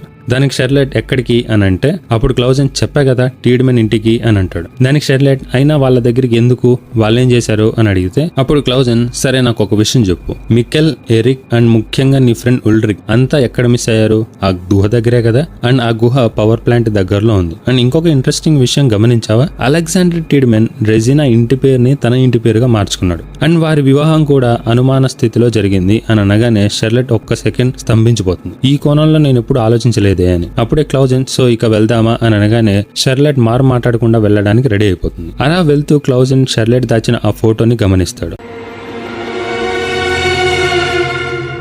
ఇక్కడ నుండి సీన్ ఫ్రాన్సిస్కా దగ్గరికి షిఫ్ట్ అవుతుంది. అప్పుడే మనకు మళ్ళీ ఆ ఆర్ట్ ని చూపిస్తారు. అదే లాస్ట్ ఎపిసోడ్ లో చెప్పుకున్నాం కదా, ఈ లూప్ ఎండ్ అవ్వాలంటే ఒరిజిన్ ని కనుగొనాలి అని. అదే ఆర్ట్ ని చూస్తూ ఉండగా మ్యాగ్నస్ అక్కడికి వస్తాడు. బాగా మండిపోయి ఉన్న ఫ్రాన్సిస్కా ఎందుకని ఫోన్ ఆన్సర్ చేయకుండా ఉన్నావు అని అరుస్తుంది. అప్పుడు మ్యాగ్నస్ నేను కాల్స్ ఆన్సర్ చేయడం కాదు, ఆ బ్రిడ్జ్ కింద ఏం జరుగుతుందో చెప్పు, అసలు ఆ ట్రాన్స్జెండర్ తో నీకేంటి పని, నువ్వు కూడా 10కి 25కి ఏమన్నా వాడితో ఒప్పందం పెట్టుకున్నావా అని అరుస్తాడు. ఇది విన్న ఫ్రాన్సిస్కాకి మెంటలెక్కేసింది. వాట్, ఏం మాట్లాడుతున్నావు అంటే ఇన్ని రోజుల నుండి నువ్వు నన్ను ఫాలో చేస్తున్నావా, నేను నిన్ను ఎంతగా నమ్మాను, నువ్వు చేస్తున్నది ఇదా అని అరుస్తూ నీకు కావాల్సింది సమాధానం కదా విను, మా నాన్న సైకియాట్రిస్ట్ అని నీకు తెలుసు కదా, అదే వృత్తిగా నేను కూడా తన పొజిషన్ ని తీసుకొని తనకి హెల్ప్ చేశాను, అందుకు ప్రతిఫలంగా తను ఆ డబ్బులు నాకు ఇచ్చింది, ఇది నేను ప్యూర్లీ బిజినెస్ చేస్తున్నా, కానీ నీకు నేను ఒక బజార్ దానిలా కనిపిస్తున్నాను కదా అని అరవగానే మ్యాగ్నస్ కి ఏం మాట్లాడాలో అర్థం కాలేదు. తన కళ్ళల్లో పశ్చాత్తాపం ఇంకా బాధ కనిపిస్తోంది. చేసేదేం లేక అక్కడి నుంచి వెళ్ళిపోతాడు. తర్వాత మనం హ్యానాని చూస్తాం. తమ ఫ్యామిలీ ఫోటోలో జోనస్ కి సంబంధించిన చిన్ననాటి ఫోటోని చూస్తూ ఉంటుంది. అప్పుడే ఫ్యూచర్ జోనస్ తన బ్రీఫ్ కేస్ ని తీసుకుని అక్కడికి వచ్చి హ్యానా ముందర ఆ టైం మిషన్ ని తీసి చూపిస్తాడు. అది చూసిన హ్యానా సర్ప్రైజ్ అయిపోయి ఏంటిది అని అడిగితే దానికి ఫ్యూచర్ జోనస్ ఇది 33 years past and 33 years future లోకి తీసుకుని వెళ్లే ఒక టైం మెషిన్ అని అనగానే అప్పుడు హ్యానా నేనేమన్నా పిచ్చిదానిలా కనిపిస్తున్నానా అని అంటుంది. దానికి ఫ్యూచర్ జోనస్ నాదే తప్పు, ఈ సీక్రెట్ ని బయట పెట్టకుండా ఉండాల్సింది అని అంటాడు. అది విన్న హ్యానా సీక్రెట్, వాట్ సీక్రెట్ అని అడిగితే దానికి జోనస్ ఇది డాడ్స్ సీక్రెట్ అని అంటాడు. అప్పుడే మనకి 1986 లో ఉన్న మికెల్ ని చూపిస్తారు. తన స్కూల్ కి వచ్చి ఉంటాడు. అక్కడ ఉన్న వాళ్ళందరినీ చూసి టెన్షన్ పడుతూ ఉండగా కెథరీనా డాష్ ఇచ్చి అక్కడ నుంచి వెళ్ళిపోతుంది. అప్పుడే హ్యానా మికెల్ ని గమనిస్తూ ఉంటది. మరొక పక్క స్కూల్ బెల్ రింగ్ అయింది. కానీ మికెల్ కి స్కూల్ కి వెళ్లడం ఇష్టం లేక అక్కడ నుంచి పారిపోతాడు. ఇదిలా ఉండగా అదే ఇయర్ లోని క్లౌడియా టీడ్మెన్ ని చూపిస్తారు. తను ఆ పవర్ ప్లాంట్ లోకి వస్తూ ఉంటది. అప్పుడే తన పిఏ అక్కడికి వచ్చి మీకోసం ఒకరు వచ్చారు అండ్ మీ ఆఫీస్ లో వెయిట్ చేస్తున్నారు అని అంటే దాని క్లౌడియా నా కోసమా అని అడుగుతుంది. అప్పుడు పిఏ నిజానికి మీ కుక్క కోసం, అది వాళ్ళ కుక్క అని అంటున్నారు అని అనగానే క్లౌడియా ఫుల్ షాక్ లో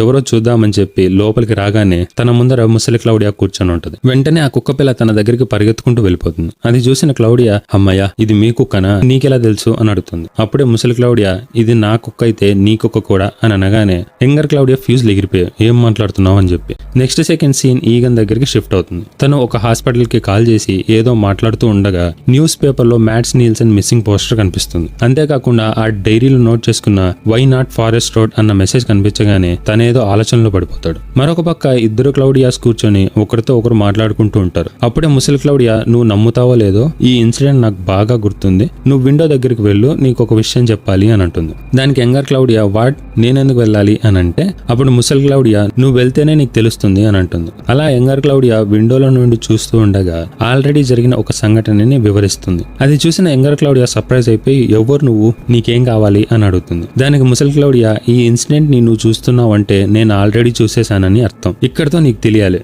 నేనే నువ్వు, నువ్వే నేను అని అనగానే ఇది అసంభవం అని యంగర్ క్లౌడియా ఆశ్చర్యపోతూ ఉంటుంది. అప్పుడే ముసలి క్లౌడియా ఒక బీభత్సమైన సస్పెన్స్ ని రివీల్ చేస్తుంది. మన చిన్నప్పుడు గ్రెచెన్ గుహలోకి తప్పిపోయినప్పుడు లోపల నేను దీనికోసం ఎదురు చూస్తూ ఉన్నా, ఎందుకంటే దీన్ని నేను నీ దగ్గరికి చేర్చాలని అని అంటుంది. అంటే లాస్ట్ సీజన్ లో కుక్క టైం ట్రావెల్ చేసి రాలేదు, టైం ట్రావెల్ అన్నది ఉంటుంది అని ప్రూవ్ చేయడం కోసం ముసలి క్లౌడియానే దాన్ని పట్టుకొచ్చి యంగర్ క్లౌడియా దగ్గరికి పంపించింది. ఇది విన్న తర్వాత నాకు ఒక్కటే అనిపించింది, ఈ సస్పెన్స్ తో చచ్చిపోతే ఎవరు రెస్పాన్సిబిలిటీ? Who's responsibility, yaar? అలా ఆ విషయాన్ని విన్నాక యంగర్ క్లౌడియా ఊపిరి తీసుకోవడం మర్చిపోయింది. నెక్స్ట్ సెకండ్ సీన్ జోనాస్ దగ్గరికి షిఫ్ట్ అవుతుంది. తను ఆ డెడ్ ఫారెస్ట్ లో నడుచుకుంటూ వెళ్తూ సడన్ గా ఒక బిల్డింగ్ లోకి దూరి అక్కడ పడి ఉన్న ఒక స్పీకర్ లో సాంగ్ ని ప్లే చేస్తాడు. అంతేకాకుండా తన దగ్గర ఒక చిన్నపాటి ట్యాంకర్ ఇంకా పైప్ కూడా ఉంటాయి. అయితే ఈ పాట ఎందుకు పెట్టాడన్నది నెక్స్ట్ సీన్ లో తెలుస్తుంది. దీని తర్వాత సీన్ 1986 రెజినా దగ్గరికి షిఫ్ట్ అవుతుంది. తను అలెగ్జాండర్ తో రిలేషన్షిప్ స్టార్ట్ చేస్తున్నట్టుగా చూపించగానే నెక్స్ట్ సెకండ్ 2020లో ఉన్న రెజినాని చూపిస్తారు. క్లౌజన్ అండ్ షార్లెట్ తనని ఇన్వెస్టిగేషన్ చేయడం కోసం వచ్చి ఉంటారు. క్లౌజన్ తన పర్సనల్ లైఫ్ గురించి కొన్ని ప్రశ్నలను అడిగి నీల్సన్ ఫ్యామిలీతో నీకున్న సంబంధం ఏంటి అని అడుగుతాడు. దానికి రెజినా, వాళ్ళతో మాకేంటి సంబంధం అని అనగానే అప్పుడు క్లౌజన్, మరెందుకని ఉల్డ్రిక్ తను మిస్ అవడానికి ముందు రోజు నిన్ను కలిశాడు అని అడుగుతాడు. అది విన్న రెజినా కొంచెం సర్ప్రైజ్ అవుతూ 1986లో తన తమ్ముడు మిస్సింగ్ గురించి అడగడానికి వచ్చాడు, కాజ్ నేను మాత్రమే తనని లాస్ట్ గా చూసింది అని అంటుంది. అలా మాట్లాడుతూ ఉండగా షార్లెట్ అక్కడే ఉన్న ఒక బాక్స్ ని చూస్తూ ఉంటుంది. సడన్ గా క్లౌజన్ రెజినాతో, నీ హస్బెండ్ ఎందుకని నీ ఇంటి పేరు తీసుకున్నాడు అని అడుగుతాడు. ఇది విన్న రెజినా, ఈ ఇన్వెస్టిగేషన్ కి నా భర్త నా ఇంటి పేరు తీసుకోవడానికి ఏంటి సంబంధం అని అనగానే షార్లెట్ క్లౌజన్ తో, సరే ఇక పోదాం పదా అని అంటుంది. దానికి క్లౌజన్, ఉండు తను ఇంకా ఏదో చెప్పాలనుకుంటుంది అని అంటాడు. అప్పుడే రెజినా, లాస్ట్ ఇయర్ మా హోటల్ కి ఒక స్ట్రేంజర్ వచ్చాడు, హోటల్లో రూమ్ తీసుకుని సడన్ గా ఒక రోజు వెళ్ళిపోయాడు. అయితే రూమ్ మాత్రం బుకింగ్ లోనే ఉండాలని కోరుకున్నాడు. అలా ఒక రోజు రూమ్ సర్వీస్ కి వెళ్ళినప్పుడు ఈ వస్తువులన్నీ నాకు అక్కడ దొరికాయి. వెంటనే షార్లెట్ అవన్నీ తీసి చూస్తూ ఉంటది. ఆ వస్తువులన్నీ ఫ్యూచర్ జోనస్ కి చెందినవి. అందులో ఒక జిరాక్స్ పేపర్ ని చూసి షార్లెట్ కంగారు పడిపోతుంది.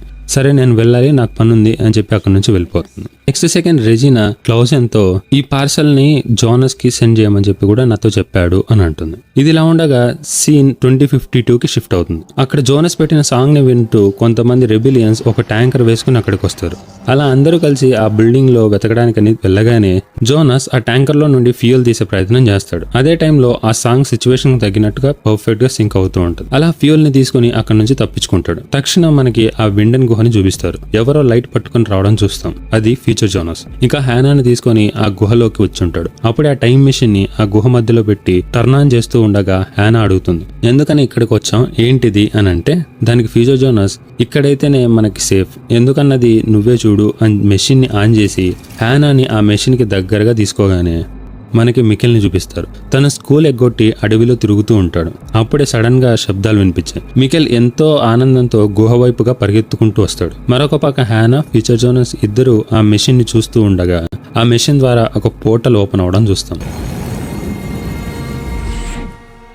అలా ఓపెన్ అయిన పోర్టల్ ఒక్కసారిగా పెద్దగా మారి ఇద్దరు కూడా అక్కడి నుంచి మాయమైపోతారు. ఇంకా మికెల్ ఆ గుహ నుండి ఎవరన్నా వస్తున్నారా అని ఎదురు చూస్తూ ఉంటాడు. సడన్ గా ఎవరో మాట్లాడడం వినిపించింది. ఎవరా అని చూస్తే అది నోవా. మికెల్ తనని గుర్తుపట్టి, నేను నిన్ను హాస్పిటల్లో చూశాను అని అంటాడు.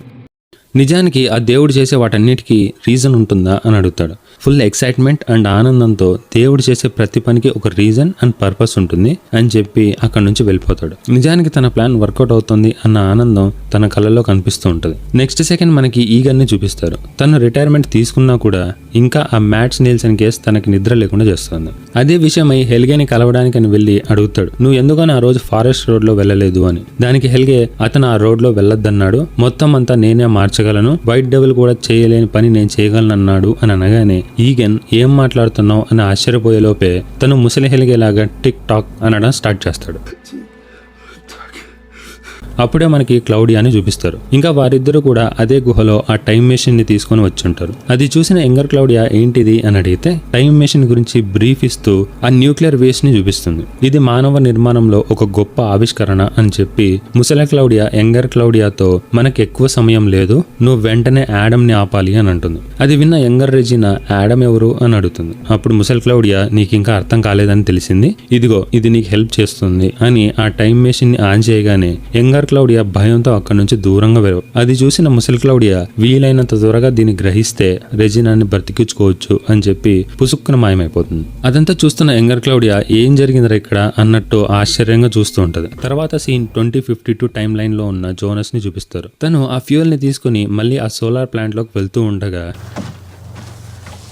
సడన్ గా కొంతమంది తనని ఆపేస్తారు. అది ఇంకెవరో కాదు ఎలిజబెత్. ఇంకా ఆ డెత్ ఫారెస్ట్ రూల్స్ ప్రకారం తనని ఉరి తీయాలని చెప్పి ఆ ఫారెస్ట్ లోకి తీసుకొని వెళ్తారు. అయితే సిల్జాకి తనని ఉరి తీయడం ఎంత మాత్రం ఇష్టం లేదు. కాస్త తనని కూడా వాళ్ళలో ఒకరిగా చూస్తూ ఉంటారు. బట్ రూల్స్ ఆర్ రూల్స్ అని చెప్పి ఎలిజబెత్ తనని కాళ్ళ మీద షూట్ చేస్తుంది. ఇది చూసిన సిల్జా కొంచెం సర్ప్రైజ్ అవుతుంది. మరొక పక్క జోనస్ ఏదో చెప్పే ప్రయత్నం చేస్తూ ఉంటాడు. అప్పుడే ఎలిజబెత్ ఉరి తీయమని ఆదేశిస్తుంది. బట్ తను జోనస్ ఆ బాధను భరించడం చూడలేక ఆ రోప్ ని కాల్చేసి తనని కాపాడుతుంది. ఇక్కడతో అర్థమవుతుంది ఫ్యూచర్ జోనస్ మీద ఆ మార్క్ ఎందుకు ఉంది అన్నది. మరొక పక్క షర్లెట్ ఇంటికి వెళ్తూ పీటర్ కి కాల్ చేసి ఇందాక టీడిమన్ ఇంట్లో మా తాత రాసిన బుక్ లో పేపర్స్ దొరికాయి, అసలు ఆ పేపర్స్ ఎలా అక్కడికి వెళ్ళాయి అన్నది అర్థం కాలేదు అని భయం ఇంకా బాధపడుతూ ఉంటది. ఇంకా పీటర్ తనకి నచ్చజెప్పే ప్రయత్నం చేస్తూ ఉంటాడు. అప్పుడే షర్లెట్ ఒక మాట అంటుంది, ఎందుకని మా తాత నాకు ఇప్పటి వరకు నా పేరెంట్స్ గురించి చెప్పలేదు అని. సో ఇక్కడ మనల్ని హుక్ చేసేలా ఈ పాయింట్ ని రేస్ చేస్తారు, షర్లెట్ పేరెంట్స్ ఎవరు అని. అప్పుడే మనకి ఈగన్ ని చూపిస్తారు. తను ఒక ఆర్గనైజేషన్ కి కాల్ చేసి ఏదో విషయం గురించి ఎంక్వైరీ చేసి సడన్ గా ఒక ప్లేస్ లోకి వెళ్తాడు. అలా వెళ్ళి అక్కడే పనిచేస్తున్న ఒక నర్స్ తో ఖైదీ గురించి ఎంక్వైరీ చేస్తాడు. మేడం, ఇక్కడ గత 30 సంవత్సరాలుగా ఉన్న ఖైదీ గురించి చెప్తారా అని అంటే నర్స్ ఇన్స్పెక్టర్ గురించి అడుగుతున్నారా అని చెప్పి ఆయన కోసం ఇన్ని సంవత్సరాలు ఎవరూ కూడా రాలేదు, ఫస్ట్ టైం మీరే వచ్చారు అని చెప్పి ఈగన్ ని ఒక వార్డ్ లోకి తీసుకెళ్తుంది. అక్కడ చాలా మంది మతిస్థిమితం లేకుండా ఉన్న వాళ్ళని చూస్తాం. అప్పుడే నర్స్ మీరు వెతుకుతున్న ఇన్స్పెక్టర్ ఆ పొడుగు జుట్టు ఉన్న వ్యక్తి అని చెప్పి అక్కడి నుంచి వెళ్ళిపోగానే ఈగన్ తన దగ్గరికి వెళ్ళి ఉల్డ్రిక్ అని పిలుస్తాడు. ఇక్కడతో అర్థమవుతుంది ఉల్డ్రిక్ 1923 నుంచి తప్పించుకోలేదు అండ్ అదే జైల్లో జీవిత ఖైదీగా ఉన్నాడు అని. అప్పుడే ఉల్డ్రిక్ ఎవరు నువ్వు అని అడుగుతాడు. దానికి ఈగన్ నా పేరు ఈగన్ టీడమెన్ అని అనగానే ఉల్డ్రిక్ ఓ ఈగన్ నువ్వా, నిన్నెలా మర్చిపోగలను అని చెప్పి సేమ్ అదే డైలాగ్ చెప్తాడు. My only aim is to take many lives. The more, the better I feel. అది విన్న ఈగన్ ఇది నేను విన్నాను ఆల్రెడీ అని అనగానే ఉల్డ్రిక్ నిరాశతో నీకెంత చెప్పినా వేస్టేలే, నీకు ఇచ్చిన టైం అయిపోయింది, ఇక బయలుదేరు అని అంటాడు. నిజానికి ఈగన్ ఇంకా అయోమయంలోనే ఉన్నాడు. పాస్ట్ లోకి వచ్చిన ఉల్డ్రిక్ ఈ యంగర్ ఉల్డ్రిక్ ఒకటా కాదా అని. మరొక పక్క 1986 ఈనెస్ ఫుల్ టెన్షన్ పడుతూ ఉంటుంది. కాజ్ మికెల్ ఇంకా ఇంటికి తిరిగి రాలేదు. అప్పుడే ఎవరో ఇంట్లోకి వస్తున్నట్టుగా వినిపిస్తుంది. అదే మికెల్. తనని చూసిన వెంటనే ఫుల్ ఆనందంతో వెళ్లి హత్తుకుని ఎక్కడికి వెళ్ళిపోయావు, ఏమైంది నీకు అని అడుగుతుంది. దానికి మికెల్ నువ్వు దేవుణ్ణి నమ్ముతావా అని అడుగుతాడు. అప్పుడు ఈనెస్ కొంచెం ఆలోచన ఇంకా అనుమానంగా నమ్ముతాను, ఎందుకు ఎవరన్నా ఏమన్నా అన్నారా అని అంటే దానికి మికెల్ అయితే ఒకటి చెప్పు, నిజంగా దేవుడు చేసే ఏ కార్యానికైనా పరమార్థం ఉంటుందా అని అడుగుతాడు. అప్పుడు ఈనెస్ కొంచెం బాధ ఇంకా ఆశ్చర్యంగా ఎందుకుండదు మికెల్, తప్పకుండా ఉంటుంది. ఉదాహరణకి మనమే చూడు, నాకంటూ లైఫ్ లేదు అని అనుకుంటూ ఉండగా దేవుడు నిన్ను నా దగ్గరికి పంపాడు అంటే ఏదో కారణం ఉంటేనే గానీ మనం ఇలా కలిసే వాళ్ళం కాదు కదా అని చెప్పి నువ్వు ఎక్కువ ఆలోచన చేయకు, నేను నీకోసం ఒక స్పెషల్ వంటకాన్ని చేస్తాను, అది తింటే నీ భయాలన్నీ ఇట్టే మాయమైపోతాయి అని వంట రూమ్ లోకి వెళ్ళిపోగానే మికెల్ కూడా అక్కడికి చేరుకొని తనను హత్తుకుంటాడు. దానికి అర్థం తను తన ఫేట్ ని ఇంకా ఈనెస్ ని యాక్సెప్ట్ చేశాడు అని. దీని తర్వాత సీన్ 2052లో ఉన్న జోనస్ దగ్గరికి షిఫ్ట్ అవుతుంది. తనని ఒక కేజ్ లో బంధించుంటారు. తప్పించుకుంటానా లేదా అన్న భ్రమలో బాధపడుతూ ఉండగా అప్పుడే సిల్జా అక్కడికి వస్తుంది. అది చూసిన జోనస్ అయిపోయింది ఈ రోజు నా పని అని అనుకుంటూ ఉండగా సిల్జా అక్కడికి వచ్చి గన్ గురిపెట్టి నిన్నెందుకని తను చంపకుండా కాపాడింది అని ఏడుస్తూ అడుగుతుంది. అయితే ఎందుకు ఏడ్చింది అన్నది మనం తర్వాత ఎపిసోడ్స్ లో చూస్తాం. కానీ జోనస్ మాత్రం ఏమీ మాట్లాడకుండా తెల్లముఖం వేసుకొని చూస్తూ ఉంటాడు. నెక్స్ట్ సెకండ్ సిల్జా ఆ కేజ్ ని ఓపెన్ చేసి నాకు ఆ పవర్ ప్లాంట్ లో ఏముందో చూపించు అని అడుగుతుంది. వెంటనే ఇద్దరు కలిసి పవర్ ప్లాంట్ వైపుకు బయలుదేరతారు. మరొక పక్క ఫ్యూచర్ జోనస్ హ్యానాని తన తండ్రి యొక్క సీక్రెట్ అయిన మికెల్ ని చూపిస్తాడు. అది చూసిన హ్యానా కన్నీరు మున్నీరైపోతుంది. అప్పుడే మనకి యంగర్ క్లౌడియాని చూపిస్తారు. తను తన ఇంట్లో ఏవో తవ్వకాలు చేస్తూ ఉంటది. సైమల్టేనియస్ గా మనకి ముసలి క్లౌడియాని కూడా చూపిస్తారు. నిజానికి తను ఇచ్చిన మ్యాప్ లో ఆ ఇంటి కింద ఏదో దాచినట్టుగా మార్క్ చేసింది. అందుకనే క్లౌడియా మొత్తం అంతా తవ్వుతూ ఉంటది. అప్పుడే తనకి ఒక బాక్స్ దొరుకుతుంది. అది ఓపెన్ చేసి చూస్తే అందులో ముసలి హెల్గే దగ్గర ఉన్న టైం మెషిన్ ఉంటది. ఇదేంటి అని ఆశ్చర్యపోతూ ఉండగా సీన్ పవర్ ప్లాంట్ లోకి షిఫ్ట్ అవుతుంది. అక్కడ జోనస్ ఆ జనరేటర్ లోకి ఫ్యూయల్ ని పోసి చేసి మొత్తం మెషిన్స్ అన్నిటిని ఆన్ చేస్తాడు. అదంతా గమనిస్తున్న సిల్జా టెన్షన్ తో అలానే చూస్తూ ఉంటుంది, ఎందుకంటే ఆ పార్టికల్స్ ని తను చూడడం ఇదే మొదటిసారి. అప్పుడే జోనస్ ఆ ఏసీ పవర్ సప్లై ని ఆన్ చేయగానే ఒక్కసారిగా ఆ ఎనర్జీ స్టేబుల్ అయింది. ఇది చూసిన సిల్జా ఏంటిది అని అడిగితే ఇది ఒక పోర్టల్ మన ఇంటికి వెళ్ళడానికి అని అంటాడు. ఇది విన్న సిల్జా అదెలా సాధ్యం అని అడుగుతుంది. దానికి జోనస్ నాకు కూడా తెలియదు, ఆ టేప్స్ లో ఉన్న క్లౌడియా టీడిమన్ చెప్పింది అని చెప్పి పోర్టల్ లోపలికి వెళ్ళడానికి సిద్ధపడగానే సిల్జా జోనస్ తో ఎక్కడికి వెళ్తున్నావు, అందులో ఏముందో తెలియదు అంటున్నావు కదా, చచ్చిపోతావు అని అనగానే దానికి జోనస్ ఇక్కడ ఉన్నా జరిగేది అదే కదా, కనీసం నా ప్రయత్నం అన్నా చేయని అని చెప్పి లోపలికి దూరిపోతాడు. నెక్స్ట్ సెకండ్ పోర్టల్ మళ్ళీ రెగ్యులర్ స్టేజ్లోకి వెళ్ళిపోతుంది. అది చూసిన సిల్జా అలానే చూస్తూ ఉండిపోతుంది, ఏం జరిగింది ఇక్కడ అని. ఇలా ఈ ఎపిసోడ్ ఇక్కడ ఎండ్ అవుతుంది మామ. అయితే జోనస్ నిజంగానే టైం ట్రావెల్ చేశాడా లేదా అన్నది మాత్రం మనకి నెక్స్ట్ ఎపిసోడ్స్ లో తెలుస్తుంది. లాస్ట్ ఎపిసోడ్ లో మనం 2052లో ఉన్న జోనస్ గాడ్ పార్టికల్స్ లోకి ప్రవేశించి తన అసలు టైం కి తిరిగి వెళ్లే మార్గం కనుగొనాలని ప్రయత్నిస్తూ ఉండడం చూసాం. అండ్ అదే సమయంలో ఫ్యూచర్ జోనస్ హ్యానాను మొదటిసారి గుహలోకి తీసుకెళ్లి తన తండ్రి యొక్క బిగ్గెస్ట్ సీక్రెట్ ని తనకు చూపించాడు. అలానే ముసలి క్లౌడియా తన ఫ్యూచర్ వర్షన్ ని మీట్ అయ్యి తనకు ఒక మ్యాప్ ని ఇస్తుంది. అదే మ్యాప్ సహాయంతో యంగర్ క్లౌడియా ముసలి క్లౌడియా దాచి ఉంచిన ఆ టైం మిషన్ ని కనుగొనింది. అయితే ఎందుకని ముసలి క్లౌడియా తన మిషన్ ని యంగర్ సెల్ఫ్ కి ఇచ్చింది, హ్యానా మికెల్ ని చూశాక ఏం చేసింది, జోనస్ నిజంగా టైం ట్రావెల్ చేశాడా లేదంటే ఎక్కడికైనా తప్పిపోయాడా అన్న విషయాలన్నీ మనం ఈ ఎపిసోడ్ లో చూద్దాం. అండ్ వీడియోలోకి వెళ్లే ముందుగా ఒక చిన్న విషయం మామ, ఈ రోజు వీడియోలో 2 ఎపిసోడ్స్ పెట్టాను, అందువల్లే లేట్ అయింది. కాజ్ మన వాళ్ళు లెంత్ తక్కువ ఉంటుంది అని ఫీల్ అవుతున్నారు, అందుకోసమనే కొంచెం టైం తీసుకుని లెంత్ అండ్ క్వాలిటీ మెయింటైన్ చేసే ప్రయత్నం చేస్తున్నా. హోప్ యూ కెన్ అండర్స్టాండ్ అని ఆశిస్తూ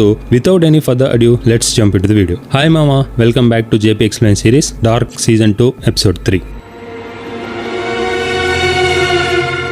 ఈ ఎపిసోడ్ ప్రారంభంలో మనం పిల్ల హెల్గేని చూస్తాం. అండ్ అక్కడే నోవా కూడా ఉంటాడు. అండ్ ఆ రూమ్ 1986 కి చెందిన బ్లూ రూమ్. అదే సీజన్ 1 ఎండింగ్ లో జోనస్ టచ్ తో ఇక్కడికి వచ్చి పడ్డాడు కదా, అలా పడి ఇప్పటికి సుమారుగా 6 నెలలు గడిచిపోయింది. ఇంకా పిల్ల హెల్గే ఇక్కడ చాలా భయంతో ఉండడం గమనిస్తాం. కాస్ నోవా తనని ఆ బెల్ట్ మిషన్ కి కట్టేస్తూ ఉంటాడు. అయితే ఇది ఒక చెక్క మెషిన్, బాగా ఓల్డ్ మోడల్. ఫస్ట్ లో తప్పిపోయిన ఎరిక్ ని కట్టేసింది కంప్లీట్లీ అడ్వాన్స్డ్. సో ఈ మెషిన్ అన్నది కూడా టైం టు టైం ఎవాల్వ్ అవుతూ వచ్చింది. ఇంకా ఉల్రిక్ చేసిన దాడి వల్ల హెల్గే ముఖం మొత్తం గాయాలతో రక్తపు ఉంటుంది. నువ్వు ఎక్కడికి వెళ్ళినా అది నీలోనే ఉంటుంది మరియు అది నిన్ను కూడా తీసుకెళ్తుంది. నువ్వు చేసే ప్రతి పని ప్రతి మాట టైం చూస్తూ ఉంటుంది అండ్ వింటూ ఉంటుంది అని అంటాడు. అయితే పర్టికులర్ గా ఈ మాట ఎందుకు చెప్తున్నాడా అన్నది మనకు ఫ్లోలో తెలుస్తుంది. అలా చెప్తూ ఉండగా అంటాడు. అప్పుడే నోవా ఆ మెషిన్ లోకి సిసిఎం ని లోడ్ చేసి డోర్ ని క్లోజ్ చేస్తూ టిక్ టాక్ అని చెప్పి క్లోజ్ చేస్తాడు. అక్కడి నుంచి కథ 1954 కి షిఫ్ట్ అవుతుంది. ఇక్కడ డోరిస్ టీడ్మెన్ పడుకొని ఏదో ఆలోచిస్తూ ఉంటుంది, కానీ తర్వాత తెలుస్తుంది ఆగ్నెస్ నీల్సన్ కూడా అక్కడే ఉంది అండ్ ఇద్దరు ట్రాన్స్ లో ఉన్నారు అని. అప్పుడే సడన్ గా క్లౌడ్ చూసి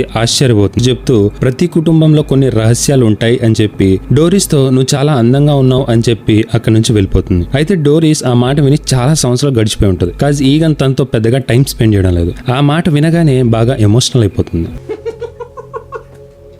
తర్వాత సీన్ డాప్లర్ మ్యాన్షన్ కి షిఫ్ట్ అవుతుంది. అండ్ ఆ రోజు డేట్ June 23, 1954. అపోకలిప్స్ కి ఇంకా 4 రోజులు మాత్రమే మిగిలిన్నాయి. అప్పుడే మనం ఒక ఆశ్చర్యం చూస్తాం. పిల్ల హెల్గే ఇంటికి తిరిగి వస్తాడు. అలానే తను రెగ్యులర్ గా నిలబడే సేమ్ పొజిషన్ లో నిల్చొని ఉంటాడు. అంతలో తన తల్లి గ్రెటా అక్కడికి వచ్చి తన కొడుకుని చూసి ఆ ఆనందంతో అతన్ని గట్టిగా హత్తుకుంటుంది. కానీ హెల్గేలో ఎలాంటి ఎమోషన్స్. ఈగన్ మరియు పోలీస్ చీఫ్ డానియల్ ఖాన్వాల్డ్ ఉల్రిక్ గురించి మాట్లాడుతూ ఉంటారు. అప్పుడే డానియల్ ఇప్పటికీ 7 నెలలు గడిచింది, ఇంకా ఆ పిల్లల హంతకుడు తన అసలు పేరు చెప్పలేదు. అండ్ ఆశ్చర్యం ఏంటంటే ఇప్పటి వరకు ఎవ్వరూ కూడా అతన్ని వెతుక్కుంటూ రాలేదు. ఇలా ఎలా జీవిస్తారయ్యా ఘోస్ట్స్ లాగా అని అంటూ ఉంటాడు. ఆ ఘోస్ట్స్ అన్నదే మన ఈ ఎపిసోడ్ యొక్క టైటిల్. ఫ్యామిలీ ఫోటోని చూస్తూ ఉంటాడు. అప్పుడే డానియల్ తనని అడుగుతాడు, ఏమైంది ఈగన్ అలా ఉన్నావు, చూస్తూ ఉంటే బాగా డిస్టర్బ్డ్ గా ఉన్నట్టుగా అనిపిస్తోంది అని అనగానే వైఫ్ తో ఎలా స్పెండ్ చేయాలి, మనం ఎందుకు ఇలా ఉంటున్నాం అని. నిజానికి అతని మనసులో అనేక ప్రశ్నలు తిరుగుతున్నాయి. మరోవైపు చిన్న క్లౌడియా అండ్ ట్రొంటే అడవిలో కలిసి వెళ్తూ ఉంటారు. ఇంకా క్లౌడియా ట్రొంటేతో తన అమ్మ గురించి ఇంకా పాత ఇంటి గురించి ప్రశ్నలు వేస్తూ ఉంటది. అప్పుడే ట్రొంటే తన గతం గురించి చెప్తాడు. మా అమ్మ ఎప్పుడూ బాధపడుతూనే ఉండేది, నేను ఎక్కువ శాతం ఇంట్లోనే ఉండేవాడిని అని చెప్పగానే అప్పుడు క్లౌడియా మీకు బంధువులు ఎవరు లేరా అని అంటే దానికి ట్రొంటే మా అమ్మకి ఒక అన్నున్నాడు, కానీ వారిద్దరూ పెద్దగా మాట్లాడుకోరు అని చెప్పి అక్కడికి నేను అడిగే ప్రయత్నం చేశాను, కానీ తను ఆ విషయాలేవి కూడా నాకు చెప్పడానికి ఇష్టపడేది కాదు. అయితే ఆ బ్రదర్ ఎవరన్నది మనకి ఈ ఎపిసోడ్ ఎండింగ్ లో తెలుస్తుంది. అది తెలిసినప్పుడు మన మైండ్ ఫ్రీజ్ అయిపోతుంది మామా, సో స్టే క్యూరియస్. అప్పుడే క్లౌడియా చుట్టూ చూసి దిస్ ఇస్ ద టైం అని అనగానే ట్రొంటే వెంటనే తన ప్యాంట్స్ ని తీసేస్తాడు. అయితే దీనికి అర్థం ఏంటంటే క్లౌడియా ఇందాక తన అమ్మ అండ్ ఆగ్నెస్ కలిసి ఉండడం చూసి గందరగోళంలో ఉంటుంది. అంటే అబ్బాయిలకి అమ్మాయి అమ్మాయిలకి ఎలా ఉంటుంది అన్న ఆసక్తి. అదే ఇంట్రెస్ట్ తో ట్రొంటేను చూపించు అని అడిగింది. ట్రొంటే ఆమెను నమ్మి అమాయకంగా చూపించాడు. ఇదే వాళ్ళ మధ్య మొదలైన సీక్రెట్. ఈ సీక్రెట్స్ వాళ్ళ మధ్య ఒక ప్రత్యేకమైన బంధాన్ని సృష్టిస్తాయి. ఎందుకంటే డార్క్ ప్రపంచంలో రహస్యాలు కేవలం నిజాలను దాచవు, అవి భవిష్యత్తును కూడా నిర్మిస్తాయి. అంతలో సీన్ 1987 కి మారుతుంది. ఇక్కడ అడల్ట్ క్లౌడియా తన ఇంట్లో కూర్చొని సూట్ కేసులో ఉన్న ఆ టైం మెషిన్ ని చూస్తూ ఉంటది. అదే సమయంలో రెజినా స్కూల్ కి వెళ్ళడానికి సిద్ధమవుతూ ఆమెను పిలుస్తుంది. వెంటనే క్లౌడియా ఆ టైం మెషిన్ ను దాచేస్తుంది. నిజానికి రెజినా తన బుక్ కోసం వెతుక్కుంటూ ఉంటది. ఆ బుక్ పేరు ది ఘోగా. ఇంకా ఆనందంతో నువ్వు ఎంత పెద్దదానిలా కనిపిస్తున్నావో తెలుసా, నీ హెయిర్ స్టైల్ ఇప్పుడు చాలా బాగుంది అని చెప్పి ఆమె ఒక రోజు కలిసి గడపాలని కోరుకుంటుంది. కానీ రెజినా నాకు టైం లేదు అని చెప్పి వెళ్ళిపోతుంది. టైం అనే మాట క్లౌడియా మనసులో ఏదో ఆలోచనని రేకెత్తిస్తుంది. అదే ఆలోచన చేస్తూ రాసిన జర్నీ త్రూ టైం అనే బుక్ ను చూస్తుంది. ఇది లాస్ట్ ఇయర్ హెల్గే గిఫ్ట్ గా ఇచ్చిన బుక్. అదే విషయాన్ని గుర్తు చేసుకుంటూ ఉండగా మనకి ముసలి ఈగన్ని చూపిస్తారు. అతను క్రియేటర్ ప్లెజర్ టు కిల్ అనే పాటను వింటుంటాడు. అప్పుడే ఆల్బమ్ ఓపెన్ చేసి చెక్ చేస్తే అతనికి ఒక నిజం అర్థమవుతుంది.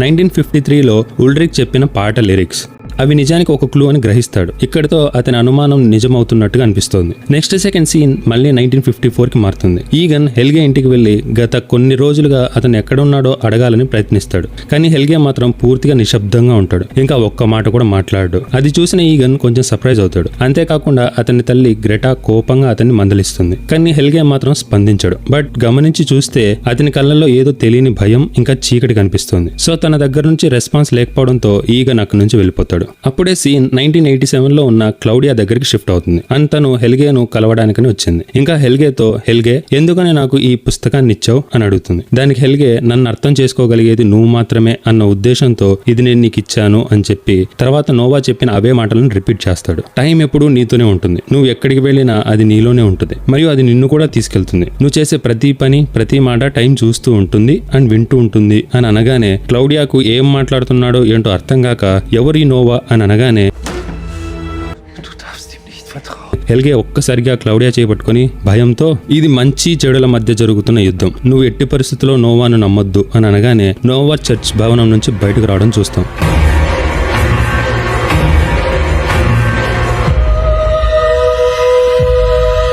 ఇక్కడ మీరు నేను ఎప్పుడూ చీకటి వైపే అని లైట్ కి చెప్తున్నట్టుగా చూపిస్తారు. ఇదే సమయంలో ఆగ్నెస్ తన పసుపు రంగు డ్రెస్ లో ఆ బంకర్ దగ్గరికి రావడం చూస్తాం. అయితే ఎల్లోనే పర్టికులర్ గా ఎందుకు అన్నాను అన్నది గుర్తు పెట్టుకోండి, నేను ఈ ఎపిసోడ్ ఎండింగ్ లో చెప్తా. కాజ్ అది మన సిరీస్ మొత్తానికి కీ పాయింట్. అలా బంకర్ దగ్గరికి వచ్చిన ఆగ్నెస్ ని చూస్తూ ఉంటే ఏదో రహస్యాన్ని దాస్తున్నట్టుగా కనిపిస్తుంది. అయితే ఈ బంకర్ లోకి ఎందుకు వచ్చిందా అని అనుకుంటూ ఉండగానే ముసల్ క్లౌడియాని చూపిస్తారు. ఇంకా క్లౌడియా ఆగ్నెస్ దగ్గరికి వచ్చి తనతో కొత్త సైకిల్ ప్రారంభానికి ఇంకా 4 రోజులు మాత్రమే ఉన్నాయి అని అంటుంది. అంటే 33 సంవత్సరాల తర్వాత వచ్చే ఈ సైకిల్ కి ఎండ్ ఇంకొక 4 రోజుల్లో ఉంది. అలానే అపోకలిప్స్ కి కూడా 4 రోజులు మాత్రమే మిగిలింది. సో చూస్తూ ఉంటే ఏదో పెద్ద విధ్వంసమే జరగబోతుంది. అది విన్న ఆగ్నెస్ సైలెంట్ గా తల ఊపుతూ ఉంటుంది. తర్వాత క్లౌడియా వాళ్ళు పిల్ల హెల్గేని ఇంటికి పంపించేశారు. అంతేకాకుండా మీ అన్న కూడా తిరిగి వచ్చాడు అని అనగానే దానికి ఆగ్నెస్ వాళ్ళంతా తిరిగి వచ్చినా నాకేం భయం లేదు, నువ్వు నేర్పించిన బాటలోనే నేను ప్రయాణిస్తున్నాను అని అంటుంది. ఇది విన్న క్లౌడియా ఆగ్నెస్ కి ఒక న్యూస్ పేపర్ కటింగ్ ఇస్తుంది. అని తనతో జాగ్రత్త అని అంటుంది. అది చూసిన ఆగ్నెస్ ఆశ్చర్యపోయి ఆ పేపర్ ని తీసుకుని తన దగ్గర దాచుకుంటుంది. అయితే ఆ పేపర్ లో ఏముంది అన్నది మనకి తర్వాత తెలుస్తుంది. దీని తర్వాత క్లౌడియా ప్రేమతో మా అమ్మ డోరిస్ స్టీడ్మెన్ నిన్ను చాలా ప్రేమిస్తోంది, తనని బాగా చూసుకో, నిన్ను ఆమె గుండెల్లో పెట్టుకుని పూజిస్తుంది అని ఎమోషనల్ అవుతూ ఆగ్నెస్ ని హత్తుకుంటుంది. కానీ ఆగ్నెస్ కళ్ళలో ఏదో తెలియని ఫీలింగ్ అండ్ ఫేస్ లో ఎక్స్ప్రెషన్స్ కూడా సరిగ్గా లేవు. అప్పుడే సీన్ 1986 లో ఉన్న హెచ్జీ టానో షాప్ లోకి షిఫ్ట్ అవుతుంది. తను ఏదో వాచ్ ని రిపేర్ చేస్తూ ఉంటాడు. అప్పుడే మనకి నోవా ఎలిజబెత్ కి ఒక వాచ్ ఇచ్చి షర్లెట్ కి ఇవ్వమన్నాడు కదా, అదే వాచ్ ఇప్పుడు టానోస్ దగ్గర ఉండడం చూపిస్తారు. అండ్ ఆ వాచ్ ఎలిజబెత్ ఎందుకు తెచ్చింది అన్న విషయం గుర్తుపెట్టుకోండి మావా, ఇది ఒక హై లెవెల్ ట్విస్ట్ కి దారి తీస్తుంది. ఇంకా యంగర్ క్లౌడియా ఆ టైం మెషిన్ ని తీసుకుని అక్కడికి వచ్చి హెచ్జీ టానోస్ అంటే మీరేనా అండ్ ఈ జర్నీ త్రూ టైం బుక్ ని కూడా రాసింది మీరే కదా అని అడుగుతుంది. అప్పుడు టానోస్ ఆమె కళ్ళను చూస్తూ హెట్రోక్రోమియా అని అంటాడు. అంటే ఒక మనిషికి 2 రంగుల కళ్ళు ఉండడం. బేసిక్ గా అది ఒక రేర్ డిసార్డర్ అండ్ ఇది ప్రపంచంలో కేవలం 1% పాపులేషన్ కి మాత్రమే ఉంటుంది. అయితే ఇక్కడ మన సిరీస్ లో క్లౌడియాకే పర్టికులర్ గా ఎందుకని 2 వేరు కలర్స్ ఉన్న ఐస్ పెట్టారు అన్నది నేను తర్వాత చెప్తా, కాజ్ అది one of the main representations. ఆమెకున్న 2 వేరు రంగుల కళ్ళను చూసి ఈ సమయం కోసమే చాలా సంవత్సరాల నుండి ఎదురు చూస్తున్నా అని అంటాడు. అది విన్న క్లౌడియా, అదేంటి నేను రావడం ఇదే కదా ఫస్ట్ టైం అని అంటే, అప్పుడు టానోస్ నువ్వెవరో నాకు తెలుసు అని చెప్తూ ఈ టైం లూప్ కి అంతమన్నదే లేదు అని అనగానే సీన్ 1958లోని ఈగన్ దగ్గరికి షిఫ్ట్ అవుతుంది. అక్కడ డానియల్ ఇంకా ఈగన్ మాట్లాడుతూ హెల్గే తిరిగి వచ్చాడు, కానీ గత 6 నెలలుగా ఆ పిల్లల హంతకుడు ఇక్కడే మన దగ్గరే ఉన్నాడు, అసలు ఏం జరుగుతుంది అని మాట్లాడుతూ ఉండగా తన మెదడులో చాలా ప్రశ్నలకి సమాధానాలు దొరకక మెంటల్ ఎక్కిపోయి ఉంటాడు. అందుకే ఆ ఆల్బమ్ తీసుకుని ఉల్రిక్ దగ్గరికి వచ్చి అడుగుతాడు, నువ్వు నన్ను 1953లో మొట్టమొదటిసారి కలిసినప్పుడు చెప్పిన లిరిక్స్ ఇదిగో ఈ ఆల్బంలోవే, అయితే ఈ ఆల్బమ్ లాస్ట్ ఇయరే రిలీజ్ అయింది, అయినా నీకు ఈ లిరిక్స్ ఎలా తెలుసు అని అడుగుతాడు. కానీ ముసలి ఉల్రిక్ మాత్రం ఏమీ మాట్లాడకుండా అలానే సైలెంట్ గా ఉండిపోయాడు. అప్పుడే ముసలి ఈగన్, ఇక్కడ నీ కొడుకు ఉన్నాడని చెప్పావు కదా, ఆ అబ్బాయి పేరేంటి, నీకు వైట్ డెవిల్ గురించి తెలుసా అని ఇలా ప్రశ్నలని అడుగుతున్నా కూడా ఉల్రిక్ సైలెంట్ గా ఉంటాడు. తర్వాత ఈగన్, అంతా సరే గానీ నాకు క్యాన్సర్ వచ్చి చనిపోతాను అని నీకు ఎలా తెలుసు, అసలు ఎవరు నువ్వు, కనీసం ఇప్పుడన్నా నువ్వెవరో చెప్తావా అని అడగానే దానికి ముసలి Ulrich, Ulrich Nielsen. Ich komme aus der Zukunft.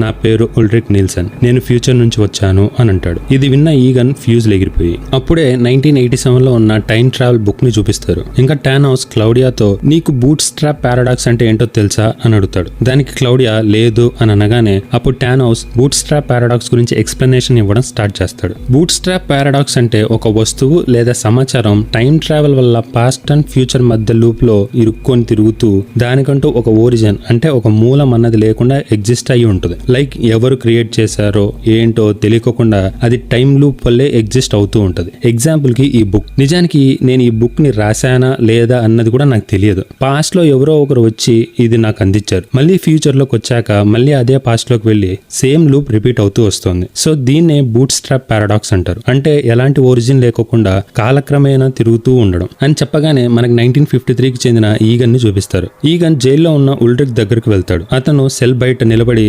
భయంతో లోపలికి వెళ్ళలేక బయట నుంచి నీ పేరేంటి అని అడుగుతాడు. ఉల్రిక్ మాత్రం మౌనంగా ఉంటాడు, ఎందుకంటే వాళ్ళు ఇప్పటి వరకు అతన్ని కొట్టారు, బాధ పెట్టారు. ఇప్పుడు నిజం చెప్పినా వాళ్ళు నమ్మరు. చూసినంతసేపు చూసి ఈగన్ అక్కడి నుంచి వెళ్ళిపోతాడు. అప్పుడే ఉల్రిక్ నెమ్మదిగా నేను ఉల్రిక్ నీల్సన్ అని అంటాడు. అలా ఎందుకు చూపించారు అని అంటే ఉల్రికే ఆ పారాడాక్స్ కి మెయిన్ ఎగ్జాంపుల్. లైక్ ఫ్యూచర్ నుంచి వచ్చాడు, కానీ ఎవ్వరు ఏంటి అన్నది మాత్రం అక్కడ ఉన్న ఎవ్వరికీ తెలియదు. కాస్త తను అప్పటికి ఎగ్జిస్టెన్స్ లో లేడు. సో అలాంటి ఒరిజిన్ లేకుండా టైంలో ఇరుక్కున్న వ్యక్తే ఈ ఉల్రిక్. దీని తర్వాత సీన్ మళ్ళీ టానోస్ దగ్గరికి షిఫ్ట్ అవుతుంది. టానోస్ క్లౌడియాని అడుగుతాడు, నువ్వు ఇక్కడికి ఎందుకు వచ్చావు అని. అంతలోపే అతను చూపు అక్కడే ఉన్న సూట్ కేస్ పైన పడుతుంది. క్లౌడియా ఆన్సర్ చేసే లోపే, సో నువ్వు ఆ టైం మెషిన్ ఎలా పనిచేస్తుందో తెలుసుకోవడానికి వచ్చావా అని అనగానే క్లౌడియా ఆశ్చర్యపోతుంది, ఇది నీకెలా తెలుసు అని. అప్పుడు టానోస్, నీ భవిష్యత్ రూపం అంటే ఫ్యూచర్ క్లౌడియా నేను పాస్ట్ లో ఉన్నప్పుడు నన్ను కలిసి నీ గురించి మొత్తం చెప్పింది. లైక్ ఒక రోజు నా యంగర్ సెల్ఫ్ నీ దగ్గరికి వస్తుంది, తనకి ఈ మెషిన్ గురించి చెప్పు అని చెప్పింది. అయితే విచిత్రమైన విషయం ఏమంటే నేను ఆ టైం మెషిన్ ని తయారు చేశానే కానీ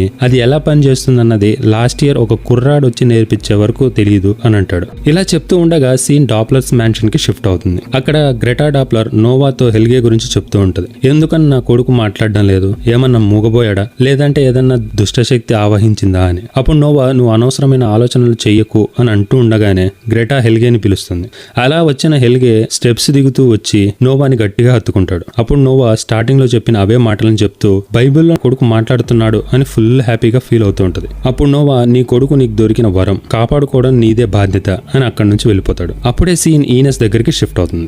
ఈగన్ తనని మీట్ అవడం కోసం వచ్చి ఉంటాడు. అంతేకాకుండా ఈనస్ దగ్గర కొన్ని ప్రశ్నలను అడుగుతాడు. ఒక ఓల్డ్ కేసు విషయమై నువ్వు దత్తత తీసుకున్న మైకేల్ ని కొన్ని ప్రశ్నలు అడగాలి, పిలుస్తావా అంటే దానికి ఈనస్ తను పడుకొని ఉన్నాడు, హెల్త్ కూడా బాగోలేదు అని చెప్తుంది. అప్పుడు ఈగన్ కొంచెం అనుమానపడుతూ మైకేల్ నీకేమన్నా తన ఫ్యామిలీ గురించి చెప్పాడా, లైక్ తన sir name and white devil అని అడుగుతాడు. దానికి ఈనస్ లేదు, ఇక పైన కూడా ఆ విషయాలు ఏవి కూడా మాట్లాడకూడదని అనుకున్నాడు, కాస్ ప్రెసెంట్ లైఫ్ లో హ్యాపీగా ఉండాలని డిసైడ్ అయ్యాడు అని అనగానే దానికి ఈగన్ సరే అయితే కనీసం తన ఫోటో ఏదన్నా ఇస్తావా అని అడుగుతాడు. అప్పుడే తనకి అక్కడ కొన్ని స్లీపింగ్ పిల్స్ కనిపించాయి. అది చూసి ఏంటిది అని అడిగితే ఇవి నా కోసం కొన్నా అని కవర్ చేస్తూ ఆ టాబ్లెట్స్ ని లాక్కొని సరే ఉండని చెప్పి ఫోటో తీసుకొని రావడానికి లోపలికి వెళ్తుంది. అప్పుడే ఈగన్కి అర్థమవుతుంది ఈనస్ మైకేల్ కి టాబ్లెట్స్ ఇచ్చి పడుకోబెడుతుంది అని. నెక్స్ట్ సెకండ్ సీన్ 1953కి షిఫ్ట్ అవుతుంది. అక్కడ నోవా చర్చ్ లోకి వెళ్తూ ఉంటాడు. అలా లోపలికి రాగానే చర్చ్ లో ఎవరో ఉండడం చూసి షాక్ అయిపోతాడు. అది ఇంకే తనని చూడగానే ఈగన్ నా కూతురులాగానే ఒకటి బ్రౌన్ అండ్ ఒకటి బ్లూ ఐ ఉంది అని అనగానే క్లౌడియా ఒక మాట అంటుంది, your too good person like you always have, but this world doesn't deserve you అని చెప్పి I'm really sorry for what all I did అని అంటుంది. ఈగన్ కి ఏం మాట్లాడుతుందో ఏమో నాకేమీ అర్థం కాలేదు అని అంటాడు. అప్పుడు క్లౌడియా అన్ని పోను మీకు తెలుస్తాయి అని చెప్పి అక్కడి నుంచి వెళ్ళిపోతుంది. అప్పుడే సీన్ యంగర్ క్లౌడియా దగ్గరికి షిఫ్ట్ అవుతుంది. తను సేమ్ అదే పోజులో ఆఫీస్లోకి నడుచుకుంటూ వస్తూ ఉండగా మళ్ళీ తన పిఏ ఎదురొచ్చి మీటింగ్స్ గురించి చెప్తూ ఉంటుంది. క్లౌడియా మీటింగ్స్ అన్ని క్యాన్సిల్ చేయమని చెప్పగానే మీ నాన్నగారు వచ్చారు, మీ ఆఫీస్లో ఉన్నారు అని అంటుంది. వెంటనే లోపలికి వెళ్ళి తన తండ్రి మీద అరవడం స్టార్ట్ చేస్తుంది. ఎందుకు వచ్చావు, ఏం పని అని. కాస్త తనకి ఆ టైం మెషిన్ ఏంటో అర్థం చేసుకోవడంలో మెంటల్ ఎక్కుతుంది. అప్పుడే ఈగన్ ఒక షాకింగ్ విషయం తనతో చెప్తాడు, నాకు క్యాన్సర్ వచ్చింది అని చెప్పి వెళ్ళిపోతూ ఉండగా ఆ మాట విన్న క్లౌడియా షాక్ లో ఉండిపోయింది. తర్వాత తేరుకొని నెమ్మదిగా అని పిలిచి అతన్ని గట్టిగా హత్తుకుంటుంది. ఇది వారి జీవితంలో చివరి ఎమోషనల్ మూమెంట్స్ లో ఒకటి. తర్వాత సీన్ 1954కి మారుతుంది. యంగ్ ఈగన్ డ్యూటీ అయిపోగొట్టుకుని తిరిగి ఇంటికి వస్తాడు. అక్కడ కిచెన్ టేబుల్ దగ్గర పిల్ల క్లౌడియా కూర్చొని ఉంటుంది. ఈగన్ చేతిలో ఒక పూల బొకే ఉంటుంది. అతను నాన్న చాలా బాధలో ఉన్నాడు అని. అప్పుడే ఈగన్, ఈ రోజు నేను ఒక మంత్రగత్తెని చూసినట్టుగా అనిపించింది అని తనొచ్చి సారీ చెప్పింది అని అంటాడు. అది విన్న క్లౌడియా నవ్వుతూ, మంత్రగత్తెలు సారీ చెప్పరు నాన్న అని అంటుంది. తర్వాత ఆమె పూలను చూసి ముసలి క్లౌడియా చెప్పిన అవే మాటలను రిపీట్ చేస్తుంది, your too good person like you always have, but this world doesn't deserve you అని. ఇది విన్న ఈగన్ గుండెల్లో ఒక విచిత్రమైన భయం కలుగుతుంది. ఎందుకంటే ఈ మాటలు నా కూతురికి ఎలా తెలుసు అని. అప్పుడే సీన్ 1987కి మారుతుంది. అక్కడ ఓల్డ్ ఈగన్ మళ్ళీ ఉల్రిక్ ను కలవడానికి వెళ్తాడు. ఇంకా ఒక విషయాన్ని తనకు వివరిస్తాడు. లాస్ట్ వింటర్ లో ఒక స్ట్రేంజర్ ఊర్లోకి వచ్చాడు. నిజానికి తను ఒక పిల్లవాడు. తను అప్పట్లో నాతో ఒక మాట అన్నాడు. అయితే ఈ క్యాన్సర్ కారణమో ఏంటో మరి ఏది సరిగ్గా చేయలేకపోయాను అని చెప్పి ఒక ఫోటోని ఉల్రిక్ కి చూపిస్తాడు. అదే మికెల్ ఫోటో. ఆ ఫోటో చూసిన వెంటనే ఉల్రిక్ పూర్తిగా కోపంతో పిచ్చి పట్టిన వాడిలా ఈగన్ గొంతు పట్టుకొని, ఎక్కడున్నాడు నా కొడుకు, ఎక్కడున్నాడు చెప్పు అని చెప్పి తనని చంపేంత వరకు వెళ్ళిపోతాడు. అప్పుడు అక్కడే ఉన్న గార్డ్స్ అందరూ వచ్చి తనని పక్కకి లాగేస్తారు. నెక్స్ట్ సెకండ్ 1953కి మారుతుంది. యంగ్ టానోస్ ని ముసలి క్లౌడియా కలుస్తుంది. టైం మిషన్ ఇంకా పూర్తిగా రెడీ కాలేదు. టానోస్ అడుగుతాడు, ఇది అతను కేవలం క్లౌడియా ఇచ్చిన బ్లూ ప్రింట్ ను ఫాలో అవుతున్నాడు, అంటే తనకు తెలియకుండానే టైం ట్రావెల్ భవిష్యత్తును సృష్టిస్తున్నాడు. అప్పుడే ముసలి క్లౌడియా తనకి ఆ టైం ట్రావెల్ బుక్ ని ఇస్తూ, నెక్స్ట్ నువ్వు నన్ను చూసి అప్పటికి నేను చనిపోయి ఉంటాను అని చెప్పి ఈ టైం మెషిన్ ని నా ఫ్యూచర్ లో వచ్చే అమ్మాయికి అందించమని చెప్పి అక్కడి నుంచి వెళ్ళిపోతుంది. దిక్కు తెలియని స్థితిలో థానోస్ అలానే నిల్చుండిపోతాడు. హెల్గే ఎస్టీ క్రిస్టోఫర్ పెండెంట్ తో ప్రార్థిస్తున్నాడు. ఈగన్ క్రేటర్ రికార్డ్ ను చూస్తున్నాడు. ఉల్రిక్ మికెల్ ఫోటోను పట్టుకుని కిటికీ బయట చూస్తున్నాడు. గ్రెటా తన కొడుకు హెల్గేను గమనిస్తోంది. యంగర్ ఎలిజబెత్ టైం మెషిన్ లో సీసియం లోడ్ చేస్తోంది. ప్రతి ఒక్కరూ తమ తమ టైం లైన్ లో ఒకే విధమైన బాధను అనుభవిస్తున్నారు. చివరిగా ముసలి క్లౌడియా ఒక చిన్న షెడ్ వైపు నడుస్తుంది. అప్పుడే నోవా ఒక షార్ట్ గన్ తో ఆమె ఎదుట నిలబడి, ఆగ్నెస్ నిన్ను ద్రోహం చేసింది, నీ దగ్గర ఆ బుక్ కి సంబంధించిన పేజెస్ ఉన్నాయని కూడా చెప్పింది అని. తర్వాత నోవా బాధ ఇంకా కోపంతో, నువ్వు నా దగ్గర ఉన్నదంతా లాగేసుకున్నావు, ఇంకా నిన్ను బతకనిచ్చే సమస్య లేదు అని అంటాడు. కానీ క్లౌడియా ఎలాంటి భయం లేకోకుండా, నా మరణం తథ్యమని నాకు తెలుసు, కానీ నీకు తెలియని విషయం ఏంటంటే ఈ గేమ్ ని ఎలా ఆడాలి అని. నువ్వు గుడ్డిగా ఆ యాడమ్ మాటల్ని వింటూ పోతున్నావు అని అనగానే దానికి నోవా, నీ కల్లిబొల్లి మాటలకి నేను పడను, పేపర్స్ ఎక్కడున్నాయో చెప్పు అని అంటాడు. అప్పుడు క్లౌడియా, నువ్వు అనుకున్నావా నోవా, యాడమ్ మీ అందరి గురించి ఆలోచిస్తున్నాడు అండ్ మీరు కోరుకున్నట్టుగా ఆ స్వేచ్ఛను మీకు ఇస్తాడని. ఈ మాటలు విన్న నోవా ఒక్క సెకండ్ ఆలోచనలో పడిపోతాడు. ఇంకా కళ్ళలో ఏదో బాధ. అయినా సరే ఈ నోవాకి మధ్య ఉన్న సీక్రెట్స్ ఏంటి అన్నదంతా కూడా తర్వాత ఎపిసోడ్స్ లో చూద్దాం. అప్పుడే సీన్ 2020కి షిఫ్ట్ అవుతుంది. తెల్లవారగానే యంగర్ క్లౌడియా తన ఇంటి దగ్గరికి చేరుకుంటుంది. అప్పుడే తన కూతురు రెజినా ఇంటి బయటకు రావడం చూస్తుంది. అప్పటికే రెజినా క్యాన్సర్ చాలా తీవ్రంగా మారింది. దాంతో తన తల వెంట్రుకలన్నీ కూడా పూర్తిగా రాలిపోయాయి. తన కూతురి పరిస్థితి చూసిన క్లౌడియా తట్టుకోలేక ఏడవడం ప్రారంభిస్తుంది. ఆమె మనసులో ఒకటే బాధ, పశ్చాత్తాపం. కాజ్ ఎప్పుడూ కూడా తన కూతురుతో మధురమైన క్షణాలను గడపలేకపోయింది అన్న బాధ. అదే బాధతో ఎక్కెక్కి ఏడుస్తూ ఉండగా సీన్ మన సిరీస్ యొక్క 4 ఫ్యామిలీస్ కి సంబంధించిన ఫొటోస్ దగ్గరికి షిఫ్ట్ అవుతుంది. అక్కడ యాడమ్ నోవాతో, క్లౌడియా దగ్గర మిస్సింగ్ పేజెస్ దొరికాయా అని అడుగుతాడు. అప్పుడు నోవా కాసేపు ఆలోచించి, లేవు అని అబద్ధం చెప్తాడు. ఇది ఒక పెద్ద మార్పు. ఎందుకంటే ఇప్పటి వరకు యాడమ్ ను దేవుళ్లా పూజించిన నోవా అతడిని సందేహించడం ప్రారంభించాడు. అంటే నోవా కూడా ఇప్పుడు ఆలోచించడం మొదలుపెట్టాడు, నేను యాడమ్ ఆటలో కీలుబొమ్మనా అని. ఇక్కడితో ఈ ఎపిసోడ్ ఎండ్ అవుతుంది మావా. అయితే ఈ ఎపిసోడ్ లో ముఖ్యంగా టార్గెట్ చేసింది టైమ్ లైన్ల మధ్య ఉన్న అన్ని థ్రెడ్స్ గురించి. అందులో మరీ ముఖ్యంగా ఈ ఎపిసోడ్ లో టీడీమెన్ కుటుంబం గురించి చూపించారు. ప్రధానంగా ఈగన్ అండ్ క్లౌడియా ఇద్దరు తమ పిల్లల కోసం మంచిదే చేయాలని అనుకుంటారు, కానీ వారి ప్రయత్నాలన్నీ గతంలో జరిగిన సంఘటనల వల్ల ఫెయిల్ అయ్యాయి. క్లౌడియా ఎప్పుడు కోల్డ్ హార్ట్ అండ్ ఎలాంటి ఎమోషన్స్ లేని వ్యక్తిలా కనిపిస్తుంది, కానీ నిజానికి ఆమె కూడా తన కూతురికి దగ్గర కావాలనుకుంది. అయితే ఆమె చిన్నప్పుడు చూసిన సంఘటనలు, ప్రత్యేకంగా తన తల్లి మరియు ఆగ్నెస్ మధ్య ఉన్న సంబంధం ఆమె మనసులో గాఢమైన ముద్ర వేశాయి. ఆమెకు ప్రేమ, సంబంధాలు, భావాల గురించి ఎలా మాట్లాడాలో తెలియదు. అందుకే తన కూతురుతో కూడా ఆమె దూరంగా మారింది. అలాగే ఈగన్ కూడా తన జీవితం అంతా అన్సాల్వ్డ్ కేసెస్ అండ్ తన ఫెయిల్డ్ మ్యారేజెస్ గురించి ఆలోచిస్తూ తన కూతుర్ని నిర్లక్ష్యం చేశాడు. దాంతో క్లౌడియా మీనింగ్ఫుల్ రిలేషన్షిప్స్ నిర్మించలేకపోతుంది. అయితే ఇక్కడ మనకి కొన్ని ప్రశ్నలు తలెత్తుతాయి. ఎందుకని నోవా షెర్లెట్ గురించి అంతలా పట్టించుకుంటున్నాడు? అంతేకాకుండా నోవా గ్రెటాకి దగ్గర అవ్వడానికి ప్రయత్నిస్తున్నాడా, లేదా హెల్గేకి దగ్గర ఉండడానికి చూస్తున్నాడా? అండ్ మికెల్ ఫోటో చూసిన తర్వాత ఉల్డ్రిక్ ఏం చేస్తాడు? అతను చివరికి నిజం చెప్తాడా? అండ్ అత్యంత ముఖ్యమైన ప్రశ్న, క్లౌడియాకి తన మరణం గురించి తెలిసినా ఎందుకు ఆపలేదు? కాజ్ కొన్ని మరణాలు, కొన్ని సంఘటనలు జరగాల్సిందే. Dark season 2 episode 4 travellers. ఈ ఎపిసోడ్లో కథ ఎక్కువగా ప్రస్తుత కాలం అంటే ప్రెజెంట్ టైం లైన్లో జరుగుతుంది. అండ్ చాలా పాత్రలు మొదటిసారి టైం ట్రావెల్ నిజంగా ఉందని తెలుసుకుంటారు. ఈ నిజం తెలుసుకున్నప్పుడు కొంతమంది ఆశ్చర్యపోతే మరికొంతమంది అద్భుతంగా ఫీల్ అవుతారు. ఇంకా కొన్ని క్యారెక్టర్స్ అయితే మాత్రం ఇంకా అయోమయంలో పడిపోతాయి. ఎందుకంటే వారు ఇప్పటి వరకు చనిపోయారని అనుకుంటున్న తమ ప్రియమైన వాళ్ళు నిజానికి చనిపోలేదని తెలుస్తుంది. అయినా వాళ్ళని చేరుకోవడం ఎలా అన్నది మాత్రం తెలీదు. సో అదే గందరగోళంలో ఉంటారు. అంతేకాకుండా 2053 టైం లైన్ లో గాడ్ పార్టికల్స్ లోకి ప్రవేశించిన తర్వాత జోనస్ ఏమైంది అన్నది కూడా ఈ ఎపిసోడ్ లో తెలుస్తుంది. So without any further adieu let's jump into the video.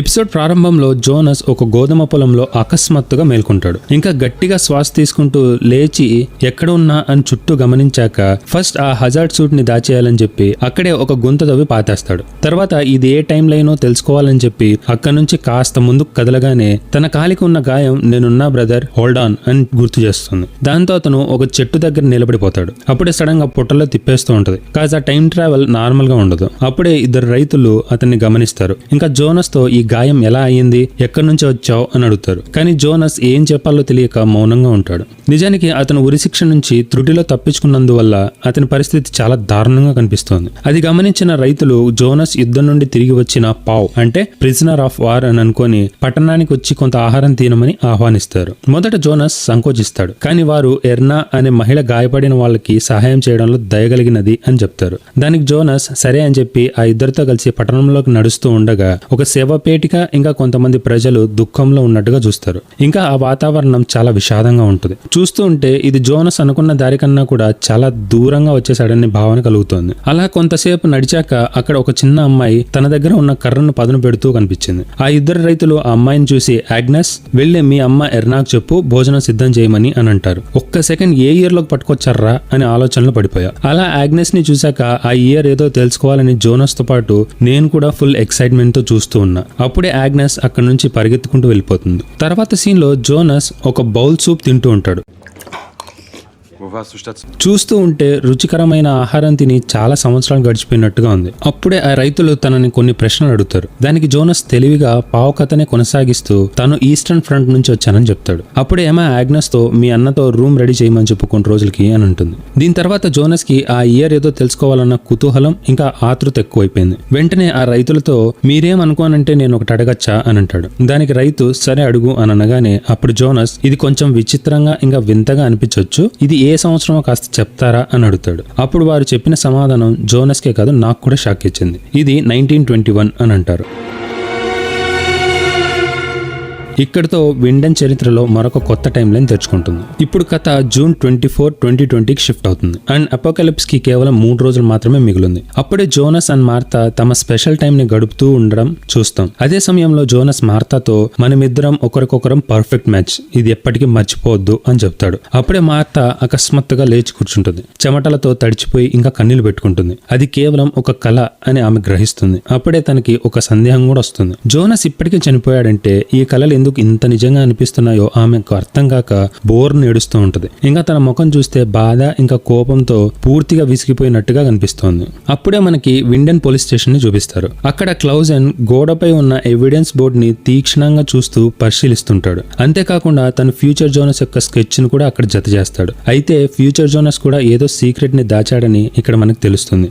అదే సమయంలో ఓలర్ లోపలికొచ్చి షర్లెట్ డాప్లర్ సిక్ లీవ్ తీసుకుంది అని చెప్తాడు. అలా చెప్పి ఓలర్ అక్కడి నుంచి వెళ్ళిపోతూ ఉండగా క్లౌజన్ అతన్ని ఆపి, షర్లెట్ లేనప్పుడు నాతో కలిసి రావాల్సింది నువ్వే కదా ఓలర్ అని చెప్పి తన ఇన్వెస్టిగేషన్ లో అతన్ని కూడా భాగస్వామ్యం చేస్తాడు. తర్వాత సీన్ షర్లెట్ దగ్గరికి షిఫ్ట్ అవుతుంది. తను ఆ పర్సనల్ రూమ్ లో ఏవో వెతుకుతూ ఉంటది. అప్పుడే తనకి కొన్ని డయాగ్రామ్స్ అండ్ చార్ట్స్ కనిపిస్తాయి. వాటిలో ముఖ్యంగా టైం మెషిన్ నిర్మాణానికి సంబంధించిన బ్లూ ప్రింట్ కూడా దొరుకుతుంది. ఏంటిది అని చూస్తూ ఉండగా అప్పుడే ఆమెకు హ్యానా కాన్వాల్డ్ నుండి కాల్ వస్తుంది. నెక్స్ట్ సెకండ్ సీన్ హ్యానా ఇంటికి షిఫ్ట్ అవుతుంది. ఫ్యూచర్ జోనస్ స్నానం చేసి మెట్ల నుండి కిందికి వస్తాడు. తర్వాత ఫ్రిడ్జ్ లో నుండి పాలను తీసి ఫస్ట్ ఎపిసోడ్ లో లాగానే పాలు వాసన చూడడం చూస్తాం. అలా పాలు గ్లాస్ లో వేసుకొని టేబుల్ మీద ఉన్న ఫోటోలను గమనంగా చూస్తాడు. ఇంకా అక్కడే ఉన్న ఒక మెటల్ బాక్స్ ని తెరిచి చూడగానే అందులో ఒక హ్యాండ్ గన్ మరియు పాస్పోర్ట్ కనిపిస్తాయి. ఇవి లాస్ట్ సీజన్ లో అలెగ్జాండర్ దగ్గర నుంచి హ్యానా తీసుకొని దాచిపెట్టినవి. అది చూసిన జోనస్ వాటిని గురించి హ్యానాను ప్రశ్నిస్తాడు. కానీ హ్యానా ఆ ప్రశ్న నుండి తప్పించుకుంటూ నేను బ్రేక్ఫాస్ట్ చేయాలి అని చెప్పి వెళ్ళిపోతుంది. అప్పుడే మనకి మార్తా అండ్ మ్యాగ్నస్ ని చూపిస్తారు. ఇద్దరు కలిసి సోఫాపై కూర్చొని తన తల్లి కెథెరీనా గురించి ఆందోళనగా మాట్లాడుకుంటున్నారు. అప్పుడే కాలింగ్ బెల్ మోగింది.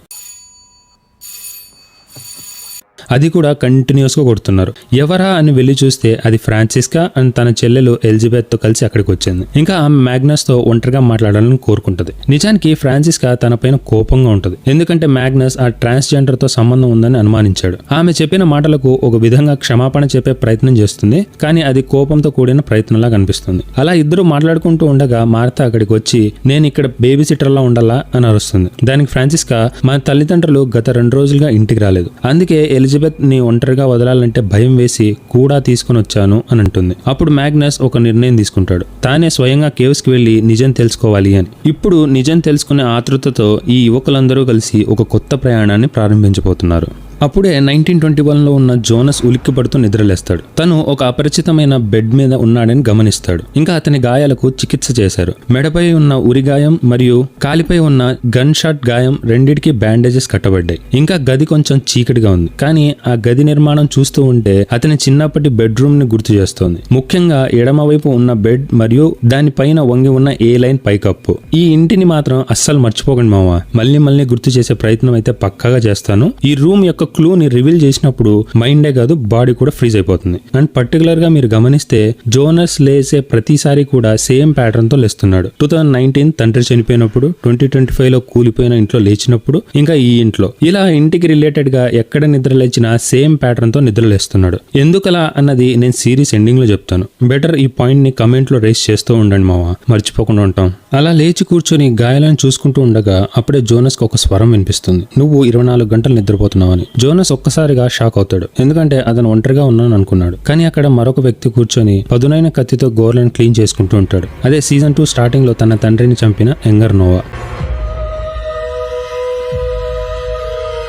తనని చూసిన జోనస్ ఎవరు నువ్వు అని అడుగుతాడు. దానికి నోవా కొంచెం యాటిట్యూడ్ అండ్ బలుపు చూపిస్తూ నెమ్మదిగా నిన్ను నేను వేరేలా ఉంటావని ఊహించుకున్నానే అని అంటాడు. అయితే జోనస్ కి తను ఏం మాట్లాడుతున్నాడో అర్థం కాక ఏంటి అని అంటే అప్పుడు నోవా జోనస్ ని చూసి ఒక మిస్టీరియస్ స్మైల్ ఇచ్చి గది నుంచి బయటకు వెళ్ళిపోతాడు. ఈ స్మైల్ కూడా చాలా పెద్ద మీనింగ్ ఉంటుంది. తర్వాత జోనస్ ఆ బెడ్ మీద నుండి లేచి మొత్తం రూమ్ అంతా చూస్తూ ఉండగా గోడపై ఉన్న ఒక ఫ్రేమ్డ్ పిక్చర్ కనిపించింది. అందులో సిగ్మండస్ క్రియేటస్ అస్ట్ ఇలా ప్రపంచం సృష్టించబడింది అని రాసి ఉంటుంది. ఇది చూసిన వెంటనే జోనస్ ఎక్కడో చూశానన్నట్టుగా అనిపిస్తోంది. ఈ చిత్రాన్ని ఎమరాల్డ్ టాబ్లెట్ అని పిలుస్తారు. ఇదే చిత్రం నోవా వెనుక భాగంలో టాటూగా ఉంటుంది. అది చూశాక జోనస్ కి ఒక కొత్త ఆతృత మొదలవుతుంది. అతను వెంటనే తన దుస్తులు తీసుకొని ఒక ల్యాంతర్ తో గది నుండి బయటకు వస్తాడు. అలా బయటికి రాగానే చిన్న యాగ్నెస్ నేలను ఊడుస్తూ అనిపిస్తుంది. ఇంకా తనని చూసి నేనేం చూడలేదు, నాకేం తెలియదు అన్నట్టు మళ్ళీ ఊడ్చుకుంటూ ఉంటది.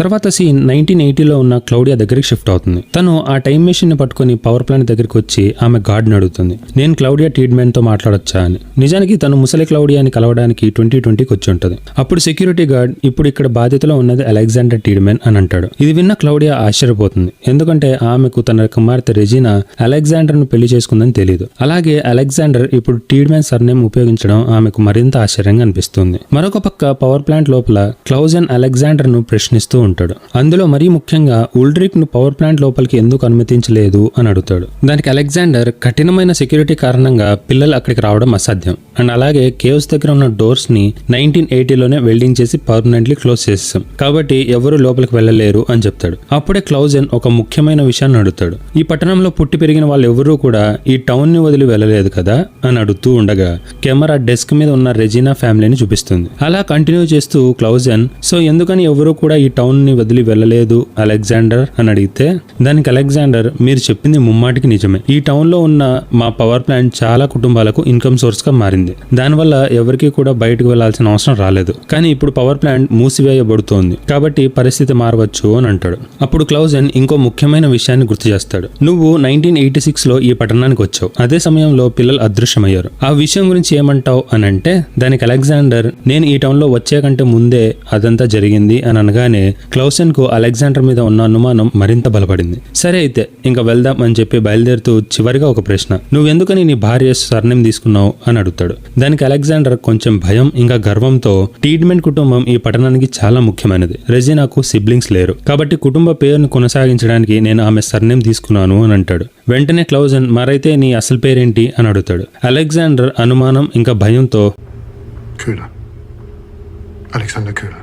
కొల్లర్, అలెగ్జాండర్ కొల్లర్ అని అంటాడు. అప్పుడే క్లౌజెన్ తనని పై నుండి కింద వరకు చూస్తాడు. నీ ఐడెంటిటీ తెలియని తర్వాత నీ సంగతి చూస్తా అన్నట్టుగా చూస్తున్నాడు. ఇంకా అలెగ్జాండర్ కి ఓలర్ అక్కడ ఉండడం చాలా అసౌకర్యంగా ఉంది బికాజ్ వీళ్ళ మధ్య ఏదో సీక్రెట్ నడుస్తూ ఉంటది. అప్పుడే క్లౌజెన్ ఓలర్ తో మన నెక్స్ట్ టార్గెట్ ఎవరు అని అడిగితే దానికి ఓలర్ హ్యానా కాన్వాల్డ్ అని అంటాడు. అప్పుడే సీన్ హ్యానా దగ్గర షిఫ్ట్ అవుతుంది. ఇంకా ఫ్యూచర్ జోనస్ హ్యానాను అదే గన్ అండ్ పాస్పోర్ట్ గురించి ప్రశ్నిస్తూ ఉంటాడు. అప్పుడు హ్యానా తప్పించుకుంటూ అవి ఒక ఇన్సూరెన్స్ పాలసీ లాంటివి అని అంటుంది. ఇది విన్న జోనస్ ఆశ్చర్యపోతాడు. తన తల్లి ఎవరినైనా బ్లాక్మెయిల్ చేయగలదని అతను ఊహించలేదు. తర్వాత అదే ఆశ్చర్యంతో నువ్వు అసలు ఎవరు అని అడిగితే హ్యానా వెంటనే తిరిగి అదే ప్రశ్న వేస్తుంది, మరి నువ్వెవరు అని. అప్పుడే తలుపు తట్టిన శబ్దం వినిపిస్తోంది.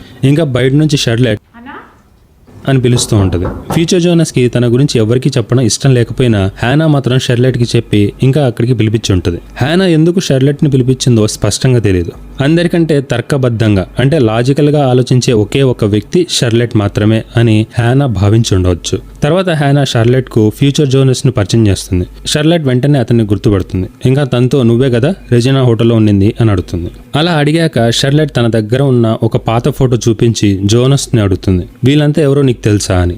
జోనస్ ఆ ఫోటోని చూస్తూ ఉంటాడు. అప్పుడే షర్లెట్ నోవాని టార్గెట్ చేసి ఈ మనిషి గురించి నీకేం తెలుసు అని అనగానే ఫ్యూచర్ జోనస్ కొంచెం ఆలోచన చేస్తూ తను నోవా అని అంటాడు. అది విన్న షర్లెట్ కన్ఫర్మా అది నోవానేనా, అయితే తన గురించి నీకేం తెలుసు అని అడుగుతుంది. తను వాళ్ళలో ఒకడు అని అంటాడు. ఇదంతా చూస్తున్న హ్యానాకి ఏం జరుగుతుందో అర్థం కాక అలా కన్ఫ్యూజ్డ్ ఫేస్ తో చూస్తూ ఉంటది. అప్పుడు షర్లెట్ వాళ్ళు అంటే ఎవరు అని ఎంతో క్యూరియస్ గా అడుగుతుంది. అప్పుడు ఫ్యూచర్ జోనస్ ఆ గ్రూప్ పేరు సిగ్మండూస్, వీరిని ట్రావెలర్స్ అంటారు అని అంటాడు. ఇప్పుడు ఒక ముఖ్యమైన విషయం బయటపడుతుంది. షర్లెట్ కు ఇప్పటికే టైం ట్రావెల్ గురించి తెలుసు. ఇది విన్న హ్యానా షాక్ అవుతుంది. అదే షాక్ తో షర్లెట్ నీకు ఇది తెలుసా, అయితే నాకెందుకు చెప్పలేదు అని అడుగుతుంది. అప్పుడు షర్లెట్ మీ ఇద్దరు ఒక విషయం చూడాలి అని చెప్పగానే నెక్స్ట్ సెకండ్ సీన్ విండెన్ కేవ్స్ దగ్గరికి షిఫ్ట్ అవుతుంది. ఇంకా అక్కడికి మ్యాగ్నస్, మార్తా, ఫ్రాన్సిస్కా, ఎలిజబెత్ కలిసి కేవ్స్ లోపలికి వెళ్తారు. ఎలిజబెత్ ఫుల్ గా భయంతో ఉంటుంది. దానికి ఫ్రాన్సిస్కా నువ్వు నా దగ్గరే ఉండు, భయపడొద్దు అని ధైర్యం చెప్పి అందరూ కలిసి ఆ గుహ యొక్క నిజమేంటో తెలుసుకోవడం కోసమని లోపలికి వెళ్తారు. అప్పుడే సీన్ విండెన్ లైబ్రరీకి షిఫ్ట్ అవుతుంది. క్లౌడియా కొంచెం మొహమాటం ఇంకా భయంగా లోపలికి వచ్చి అక్కడే ఉన్న లైబ్రేరియన్ తో ఈ టౌన్ హిస్టరీ గురించి తెలుసుకోవడానికి బుక్స్ కావాలి, ఎక్కడ దొరుకుతాయి అని అడుగుతుంది. అప్పుడు ఆ లైబ్రేరియన్ ఆ ఫైల్స్ అన్ని కూడా కంప్లీట్ గా డిజిటలైజ్ చేశారు అని అంటాడు. క్లౌడియా అయోమయంలో పడిపోతుంది. ఇంకా అదే అనుమానంతో వాటిని ఎలా చూడాలి అని అడుగుతుంది. అప్పుడు ఆ లైబ్రేరియన్ ఆమెను ఒక రూమ్ దగ్గరికి తీసుకొస్తాడు. ఇంకా రూమ్ మొత్తంలో చాలా వరకు డిజిటల్ టాబ్లెట్స్ ఉన్నాయి. క్లౌడియా అలా వెళ్లి ఒక టాబ్లెట్ ముందు కూర్చొని దాన్ని ఎలా ఉపయోగించాలో అర్థం కాక ఇబ్బంది పడుతుంది. చివరికి తన వెనుకున్న ఒక అమ్మాయిని అడుగుతుంది కీబోర్డ్ ఎక్కడుంది అని. అప్పుడు ఆ అమ్మాయి నవ్వి సైలెంట్ గా ఉంటుంది. నెక్స్ట్ సెకండ్ క్లౌడియా తన స్క్రీన్ ని గమనిస్తుంది. అక్కడ కీబోర్డ్ స్క్రీన్ మీద రావడం గ్రహించి ఆశ్చర్యపోతుంది. ఇది పూర్తిగా కొత్త ప్రపంచం అని రియలైజ్ అవుతుంది. అలా ఆ డిజిటల్ డేటాలో తన ఫ్యామిలీ హిస్టరీ గురించి చెక్ చేయడం స్టార్ట్ చేస్తుంది. అప్పుడే తనకి ఒక షాకింగ్ నిజం తెలుస్తుంది. లైక్ 1987లో పవర్ ప్లాంట్ ను డీల్ చేసిన క్లౌడియా మిస్సింగ్ అని. అంటే తన ఫ్యూచర్ లో తానే అదృశ్యమైందని ఇప్పుడు ఆమెకు తెలిసింది. అయితే ఇక్కడ మీరు ఒక డీటెయిలింగ్ ని గమనిస్తే క్లౌడియా ఆ సిస్టమ్ ని గట్టిగా కొడుతూ ఉంటుంది. కాస్త తనకి ఆ టచ్ ప్యాడ్ ఎలా యూజ్ చేయాలో తెలియదు అని మనకి తెలిసేలా చేస్తారు. అప్పుడే సీన్ క్లౌజెన్ మరియు ఓలర్ దగ్గరికి షిఫ్ట్ అవుతుంది. వారిద్దరూ హ్యానా హ్యానా ఇంటి ముందర కార్లో కూర్చొని మాట్లాడుకుంటూ ఉంటారు. అప్పుడే క్లౌజన్ హ్యానా గురించి ఓలర్ అడుగుతాడు. దానికి ఓలర్ హ్యానా హస్బెండ్ లాస్ట్ ఇయర్ ఉరి వేసుకొని చనిపోయాడు అండ్ పాస్ట్ లో ఆమెకు ఉల్రిక్ మీద క్రష్ ఉందని తెలిసింది. దాంతో తన హస్బెండ్ చనిపోయాక వారి మధ్య అఫేర్ ఉండి ఉండొచ్చు అని కూడా చెప్తారు. అంతేకాకుండా మరొక హైలైట్ పాయింట్ ఒకటి రైజ్ చేస్తాడు. నిజానికి అది మన మైండ్ కి ఇచ్చే క్వశ్చన్. హ్యానా చూడడానికి చాలా అందంగా ఉంటది అండ్ బాగా తెలివైంది. అయితే ఆ మైకిల్ ని ఎలా పెళ్లి చేసుకుందో ఏంటో అని అంటాడు. అలా మొత్తం అంతా చెప్పాక ఓలర్ క్లౌజన్ తో ఒక ముఖ్యమైన ప్రశ్న అడుగుతాడు. మీరు ఈ కేసు కోసం విండెన్ కి ఎందుకు వచ్చారు అని. అప్పుడు ఒక పెద్ద నిజం బయటపడుతుంది. దాని క్లౌజన్ నన్ను ఇక్కడికి అసైన్ చేయలేదు, నేనే స్వయంగా వాలంటీర్ చేశాను. అంటే క్లౌజన్ విండెన్ నగరానికి రావడం యాదృచ్ఛికం కాదు. అతను ఏదో ప్రత్యేక కారణంతో నిజం తెలుసుకోవడానికి ఇక్కడికి వచ్చాడు. అప్పుడే సీన్ హెల్గే ఇంటి దగ్గర ఉన్న బంకర్ లోకి షిఫ్ట్ అవుతుంది. ఫ్యూచర్ జోనస్ అండ్ హ్యానా గోడలపై ఉన్న ఫోటోలు, మ్యాప్స్ మరియు క్లూస్ తో నిండిన పెద్ద ఎవిడెన్స్ వాల్ ని పరిశీలిస్తున్నారు. హ్యానా దృష్టి ఒక ముఖ్యమైన ఫోటోపై ఆగిపోయింది. అందులో 1953లో ఉన్న పిల్లలను హత్య చేసిన నేరం కారణంగా ఉల్రిక్ ను అరెస్ట్ చేసిన వార్త కనిపిస్తుంది. అదంతా చూస్తున్న హ్యానాకి ఏమీ అర్థం కావడం లేదు. ఏంటి ఇదంతా అన్నట్టుగా ఫీల్ అవుతూ ఉంటది. అప్పుడే పీటర్ డాప్లర్ హ్యానాతో క్లౌడియా మాకు అంటే నాకు మరియు ట్రొంటేకు ముందుగానే ఏం చేయాలో ఇంకా ఏమేం జరగబోతోంది అన్నదంతా కూడా వివరించి చెప్పింది. వాటన్నిటి గురించి ఈ చిన్న డేట్ బుక్ లో రాసి ఉండడం చూసాము అని అంటాడు. అప్పుడే ఫ్యూచర్ జోనస్ ఆ సిగ్మండస్ బుక్ ని ఓపెన్ చేసి చెక్ చేయడం స్టార్ట్ చేస్తాడు. అందులో విచిత్రంగా చివరి పేజెస్ మిస్ అయిపోయాయి. అంటే ఇది మరొక పుస్తకం అండ్ ఇది ఎక్కడి నుండి వచ్చింది అన్నది మనకు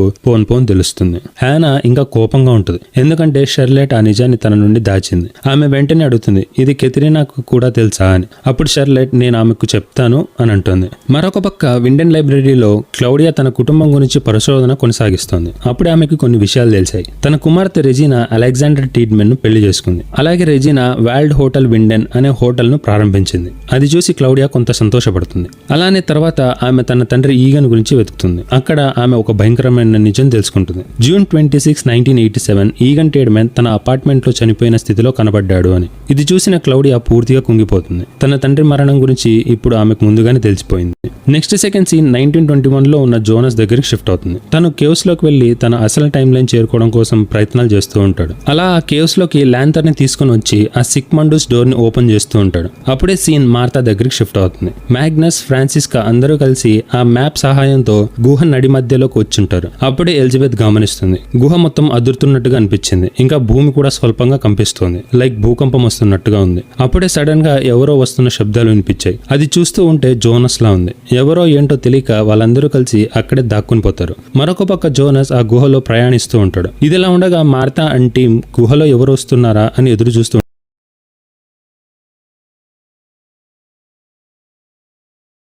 ఉంటారు. జోనస్ కూడా తన పాయింట్ కి చేరుకుంటాడు. కానీ అక్కడ పోర్టల్ ఉండాల్సిన చోట ఒక ఘనమైన రాయి గోడ మాత్రమే ఉంటుంది. పోర్టల్ ఇంకా పూర్తిగా సిద్ధంగా లేదు. అది చూసిన జోనస్ తీవ్ర నిరాశతో గట్టిగా అరుస్తాడు. నేను ఎప్పుడూ సరైన సమయానికి చేరుకోలేకపోతున్నాను. ఒక పక్క ఆ గుహలో ఎవరు వస్తున్నారా అని ఎదురు చూస్తున్న మ్యాగ్నస్ అది ఇంకెవరో కాదు, బార్తోష్. తను ఒక సూట్ కేస్ ఇంకా ఫ్లాష్ లైట్ తో బయటకు వచ్చాడు. అది చూసిన మ్యాగ్నస్ అండ్ టీమ్ తనని అడ్డుకొని అడుగుతారు, ఎక్కడి నుండి వస్తున్నావు అని. కానీ బార్తోష్ కొంచెం టెన్షన్ పడుతూ తన గురించి చెప్పడానికి నిరాకరిస్తాడు. అప్పుడే మ్యాగ్నస్ బార్తోష్ తో సూట్ కేస్ లో ఏముంది అని చెప్పి తనని కొట్టి ఆ సూట్ కేస్ తెరిచి చూస్తే అందులో టైం మెషిన్ ఉంది. అంటే ఒక టైం మెషిన్ క్లౌడియా దగ్గర ఉంది, ఇంకొకటి బార్తోష్ దగ్గర, మరొకటి ఫ్యూచర్ జోనస్ దగ్గర. అంటే ఇప్పుడు ఒకేసారి 3 టైం మెషిన్స్ ఉన్నాయి. సో ఇక్కడ నుంచి పరిస్థితి మరింత క్లిష్టంగా మారబోతుంది అని తెలుస్తుంది. ఇంకా ఆ మెషిన్ ని చూసిన వాళ్ళంతా ఆశ్చర్యపోయి ఏంటిది అని అడిగి తనని ఫుల్ గా కొడతారు. కానీ బార్తోష్ బాగా మొండిగా ఉంటాడు. ఏ చిన్న విషయం కూడా చెప్పడానికి రెడీగా లేడు. అతని ప్రవర్తన చూసి వాళ్ళు అనుమానపడతారు.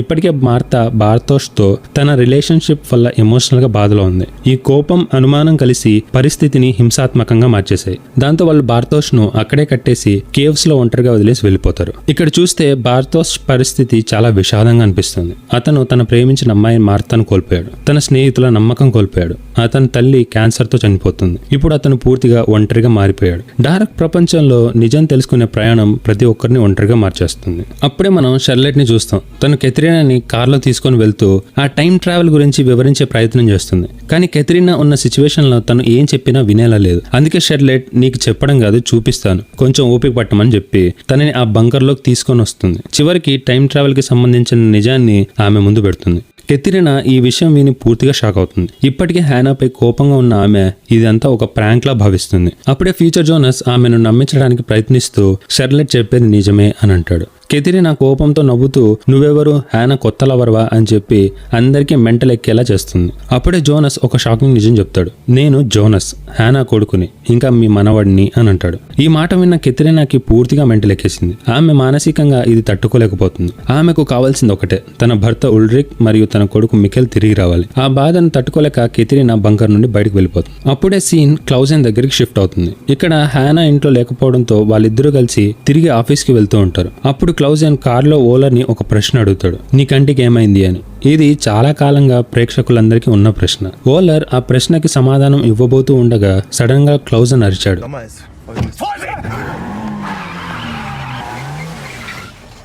కాజ్ రోడ్డుపై క్లౌడియా నడుచుకుంటూ వెళ్తోంది. అతను తనని చూసుకోలేదు. దాంతో కారు ఆపాల్సి వస్తుంది. క్లౌడియా సాధారణంగా రోడ్డును దాటేస్తుంది, నాకేం సంబంధం లేదు అన్నట్టుగా. అది చూసిన క్లౌజెన్ ఆశ్చర్యపోతాడు.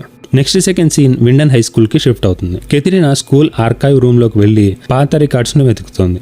అలా వెతికే క్రమంలో తనకి మైకేల్ కాన్వాల్డ్ పేరుతో ఉన్న క్లాస్ ఫోటోను కనుగొంటుంది. ఆ ఫోటోని చూసి ఆమె గుండె పగిలేలా ఏడుస్తుంది. ఎందుకంటే ఆ ఫోటోలో ఉన్న చిన్నపిల్లాడు మరెవరో కాదు, ఆమె కన్న కొడుకు మికెల్. తన కొడుకు తన దగ్గర నుండి తప్పిపోయి గతంలో చిక్కుకొని మైకేల్ గా జీవించాడు. ఇది ఈ సిరీస్ లో అత్యంత ఎమోషనల్ మరియు హార్ట్ బ్రేకింగ్ మూమెంట్స్ లో ఒకటి. నెక్స్ట్ సెకండ్ సీన్ 1921 లో ఉన్న కేవ్స్ ని చూపిస్తారు. అప్పుడే జోనస్ కేవ్స్ లో నుండి ఎంతో నిరాశ నిస్పృహతో బయటికి వస్తాడు. అక్కడ యంగ్ నోవా అతన్ని ఎదుర్కొంటాడు. అప్పుడే నోవా తనతో టనెల్ ఇంకా ఓపెన్ కాలేదు, అది ఓపెన్ అవ్వడానికి సుమారు 32 సంవత్సరాలు పడుతుంది. అంటే పోర్టల్ 1953లో మాత్రమే ఓపెన్ అవుతుంది. సో ఇప్పుడు నేను వాళ్ళ దగ్గరికి తీసుకెళ్తాను అని అంటాడు. అయితే మీరు ఇక్కడ గమనిస్తే younger Noah and regular Noah ఇద్దరు ఒక యాపిల్ ని కట్ చేసుకొని తింటూ ఉండడం చూస్తాం. నిజానికి అది ఒక సింబాలిక్ అండ్ దానికి ఒక డీప్ మీనింగ్ ఉంటుంది. అది కూడా నేను ఈ ఎపిసోడ్ ఎండింగ్ లో చెప్తా. అలా నోవా నిన్ను వాళ్ళ దగ్గరికి తీసుకెళ్తాను అని అనగానే దానికి జోనస్ ఎవరు వాళ్ళు అని అడుగుతాడు. వెంటనే యంగర్ నోవా సిక్మండూస్ అని అంటాడు. ఒక్క సెకండ్ జోనస్ అలానే నిల్చుండిపోతాడు. అప్పుడే యంగర్ నోవా నీకు ఇంటికి వెళ్ళాలనుందా లేదా అని అడుగుతాడు. అప్పుడు జోనస్ కొంచెం కోపంగా ఎవరన్నావు అని అనగానే అప్పుడు నోవా దగ్గరకు వచ్చి ట్రావెలర్స్ అని చెప్పి అక్కడి నుంచి వెళ్ళిపోతాడు. జోనస్ కి వేరే మార్గం లేదు. దాంతో యంగర్ నోవాని ఫాలో చేస్తూ వెళ్తాడు. అప్పుడే సీన్ 2020కి షిఫ్ట్ అవుతుంది. ఇక్కడ బంకర్ లో ఫ్యూచర్ జోనస్ అక్కడున్న అందరికీ ఒక ముఖ్యమైన విషయం చెప్తాడు. ఇక్కడ జరుగుతున్నదంతా చూస్తూ ఉంటే అన్ని మునపటిలాగానే జరుగుతున్నాయి అని అంటాడు. అది విన్న పీటర్ మరైతే నువ్వు ఎందుకు వచ్చావు ఇక్కడికి అని అడుగుతాడు. దానికి ఫ్యూచర్ జోనస్ ఈ సైకిల్ ఆపడానికి ఒక లూప్ హోల్ ఉందని చెప్పాడు అని అనగానే అప్పుడు షర్లెట్ ఎవరన్నారు ఏమన్నారు అని అడిగితే దానికి ఫ్యూచర్ జోనస్ యాడమ్ చెప్పాడు అని అంటాడు. అప్పుడు వాళ్ళంతా ఇప్పటికే ఉన్న క్యారెక్టర్స్ కి మతిపోతుంటే మధ్యలో ఈ యాడమ్ ఎవరు అని అడిగితే దానికి ఫ్యూచర్ జోనస్ యాడమే ఆ సిక్మండూస్ సృష్టికర్త అండ్ ఈ ట్రావెలర్స్ కి నాయకుడు అని అంటాడు.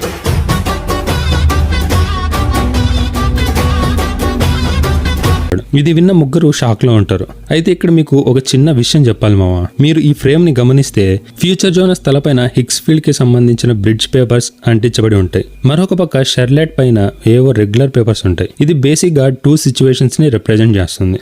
Like future Jonas complete loop గురించి తెలిసిన వ్యక్తి, అందుకనే తన పైన లూప్స్ అండ్ టైం ట్రావెల్ కి సంబంధించిన పేపర్స్ ఉంటాయి. మిగిలిన వాళ్ళంతా కూడా ప్రెసెంట్ టైం లైన్ తప్ప వేరే టైం లైన్స్ గురించి ఎలాంటి అవగాహన లేని వాళ్ళు. అందుకే వారిపైన నార్మల్ పేపర్స్ అంటించబడి ఉంటాయి. గ్రేట్ డీటెయిలింగ్ కదా, నాకు కూడా అదే అనిపించింది. తర్వాత ఫ్యూచర్ జోనస్ కంటిన్యూ చేస్తూ యాడమ్ ప్లాన్ గురించి చెప్తాడు. నిజానికి ఇంకొక 3 రోజుల్లో చివరి సైకిల్ ప్రారంభం కాబోతుంది. ఈ సైకిల్ చాలా దారుణమైంది. ఎలా అయినా సరే నేను దీన్ని ఆపాలి అని నిర్ణయించుకొని అప్పుడే బోర్డు వైపు చూస్తూ క్లౌడియా కూడా ఇదే ప్రయత్నంలో చివరికి తనను తాను కోల్పోయింది. అంటే క్లౌడియా కూడా సైకిల్ నుంచి తప్పించుకోలేకపోయింది అని చెప్పి జోనస్ బంకర్ నుంచి బయటకు వెళ్ళిపోతాడు. అప్పుడే యంగర్ క్లౌడియా ఆ కేవ్స్ నుంచి బయటకు రావడం చూస్తాం. అండ్ తను స్ట్రైట్ గా తన కూతురు దగ్గరికి వెళ్లి ఎంతో ప్రేమగా తనను చూస్తూ ఉంటది. ఇక్కడతో ఆమెకు ఫ్యూచర్ తెలుసు, తన తండ్రి మరణం ఇంకా తన సెల్ఫ్ డిసపియరెన్స్.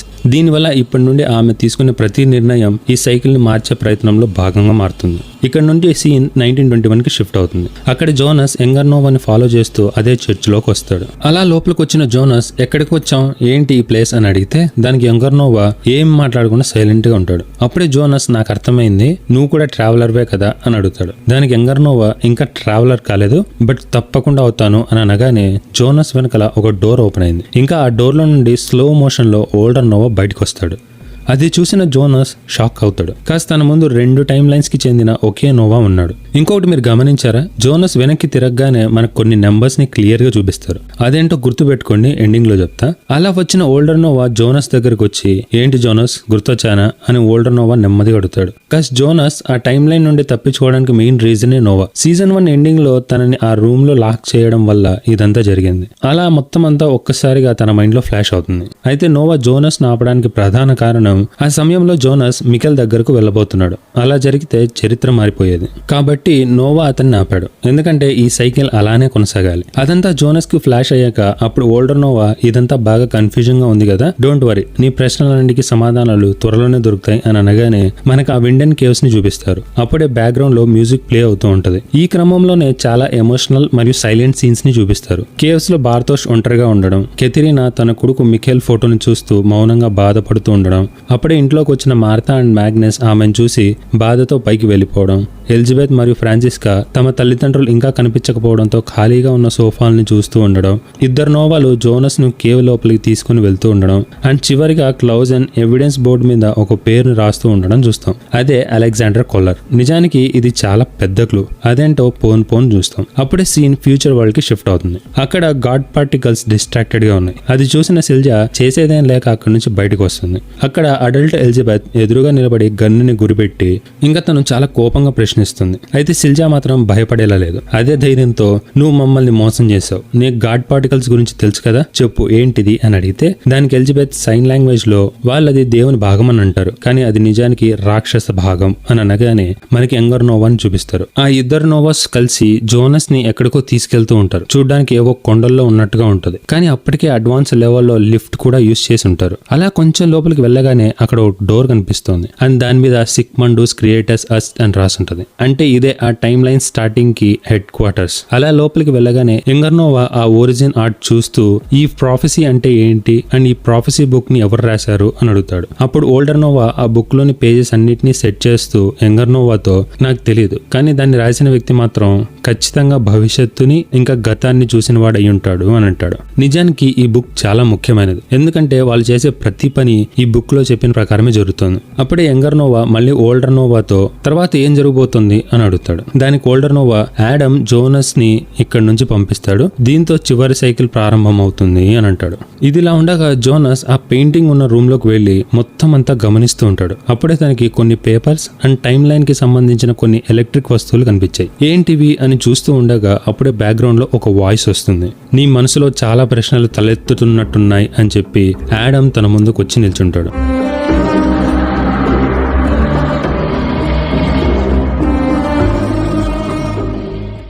అది చూసిన జోనస్ ఆశ్చర్యంగా గమనిస్తూ ఉంటాడు, ఎందుకంటే యాడమ్ ముఖం శరీరం మొత్తం భయంకరమైన స్కార్స్ తో ఉంటుంది.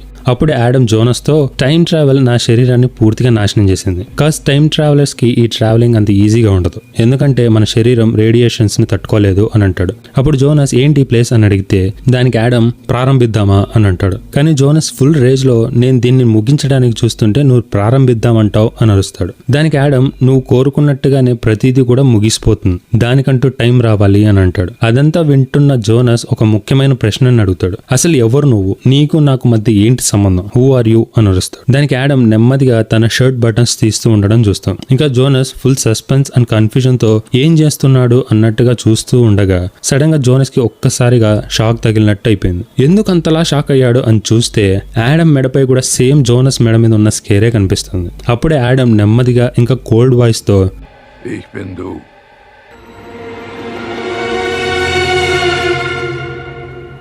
నేనే నువ్వు. ఇది విన్న వెంటనే ఒక్కసారిగా రోమాలు నిక్కబడుచుకున్నాయి మావా.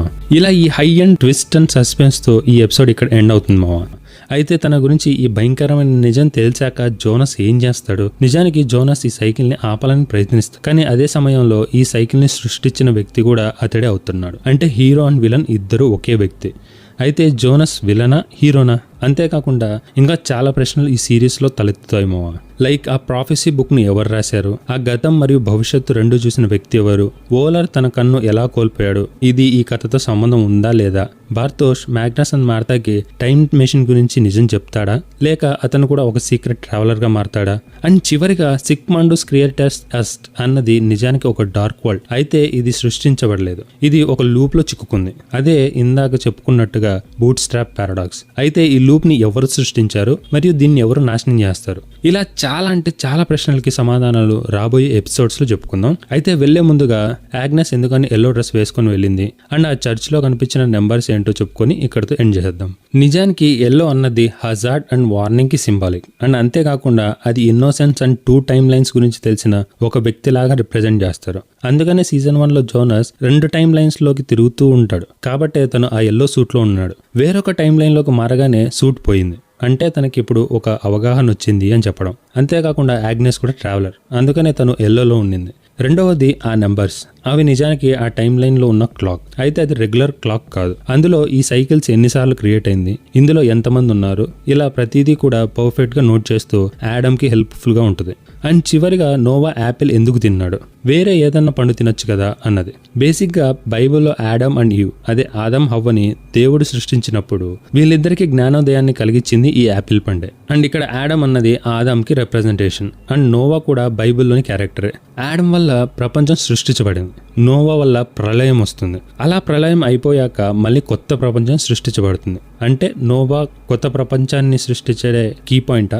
అయితే యాపిల్ అన్నది నాలెడ్జ్ కి ప్రతీక, దానివల్లే నోవా యాపిల్ ని తినడం చూపిస్తారు. లైక్ నాలెడ్జ్ ఆల్రెడీ షేర్ చేయబడింది అని చెప్పడం. ఇలా చెప్పుకుంటూ పోతే ప్రతి సీన్ లో ప్రతి సెకండ్ లో ఏదో ఒక క్లూ, ఏదో ఒక రిప్రజెంటేషన్స్ దొరుకుతాయి మావా ఈ సిరీస్ లో. సో చివరిగా మీకు ఒక ప్రశ్న, ఇప్పటి వరకు నా ఎక్స్ప్లెనేషన్స్ లో మీకు బాగా నచ్చిన ఇంకా ఫుల్ ఆన్ గూస్ బంప్స్ తెప్పించిన ఎపిసోడ్ ఏదో కమెంట్ చేయండి. అంతేకాకుండా మీ బ్యాటరీ ఎంత పర్సెంటేజ్ ఉన్నప్పుడు చూస్తున్నారో కూడా తప్పకుండా కామెంట్ చేయండి మావా. చూద్దాం ఎవరిది లీస్ట్ పర్సెంటేజ్ ఉంటుందో.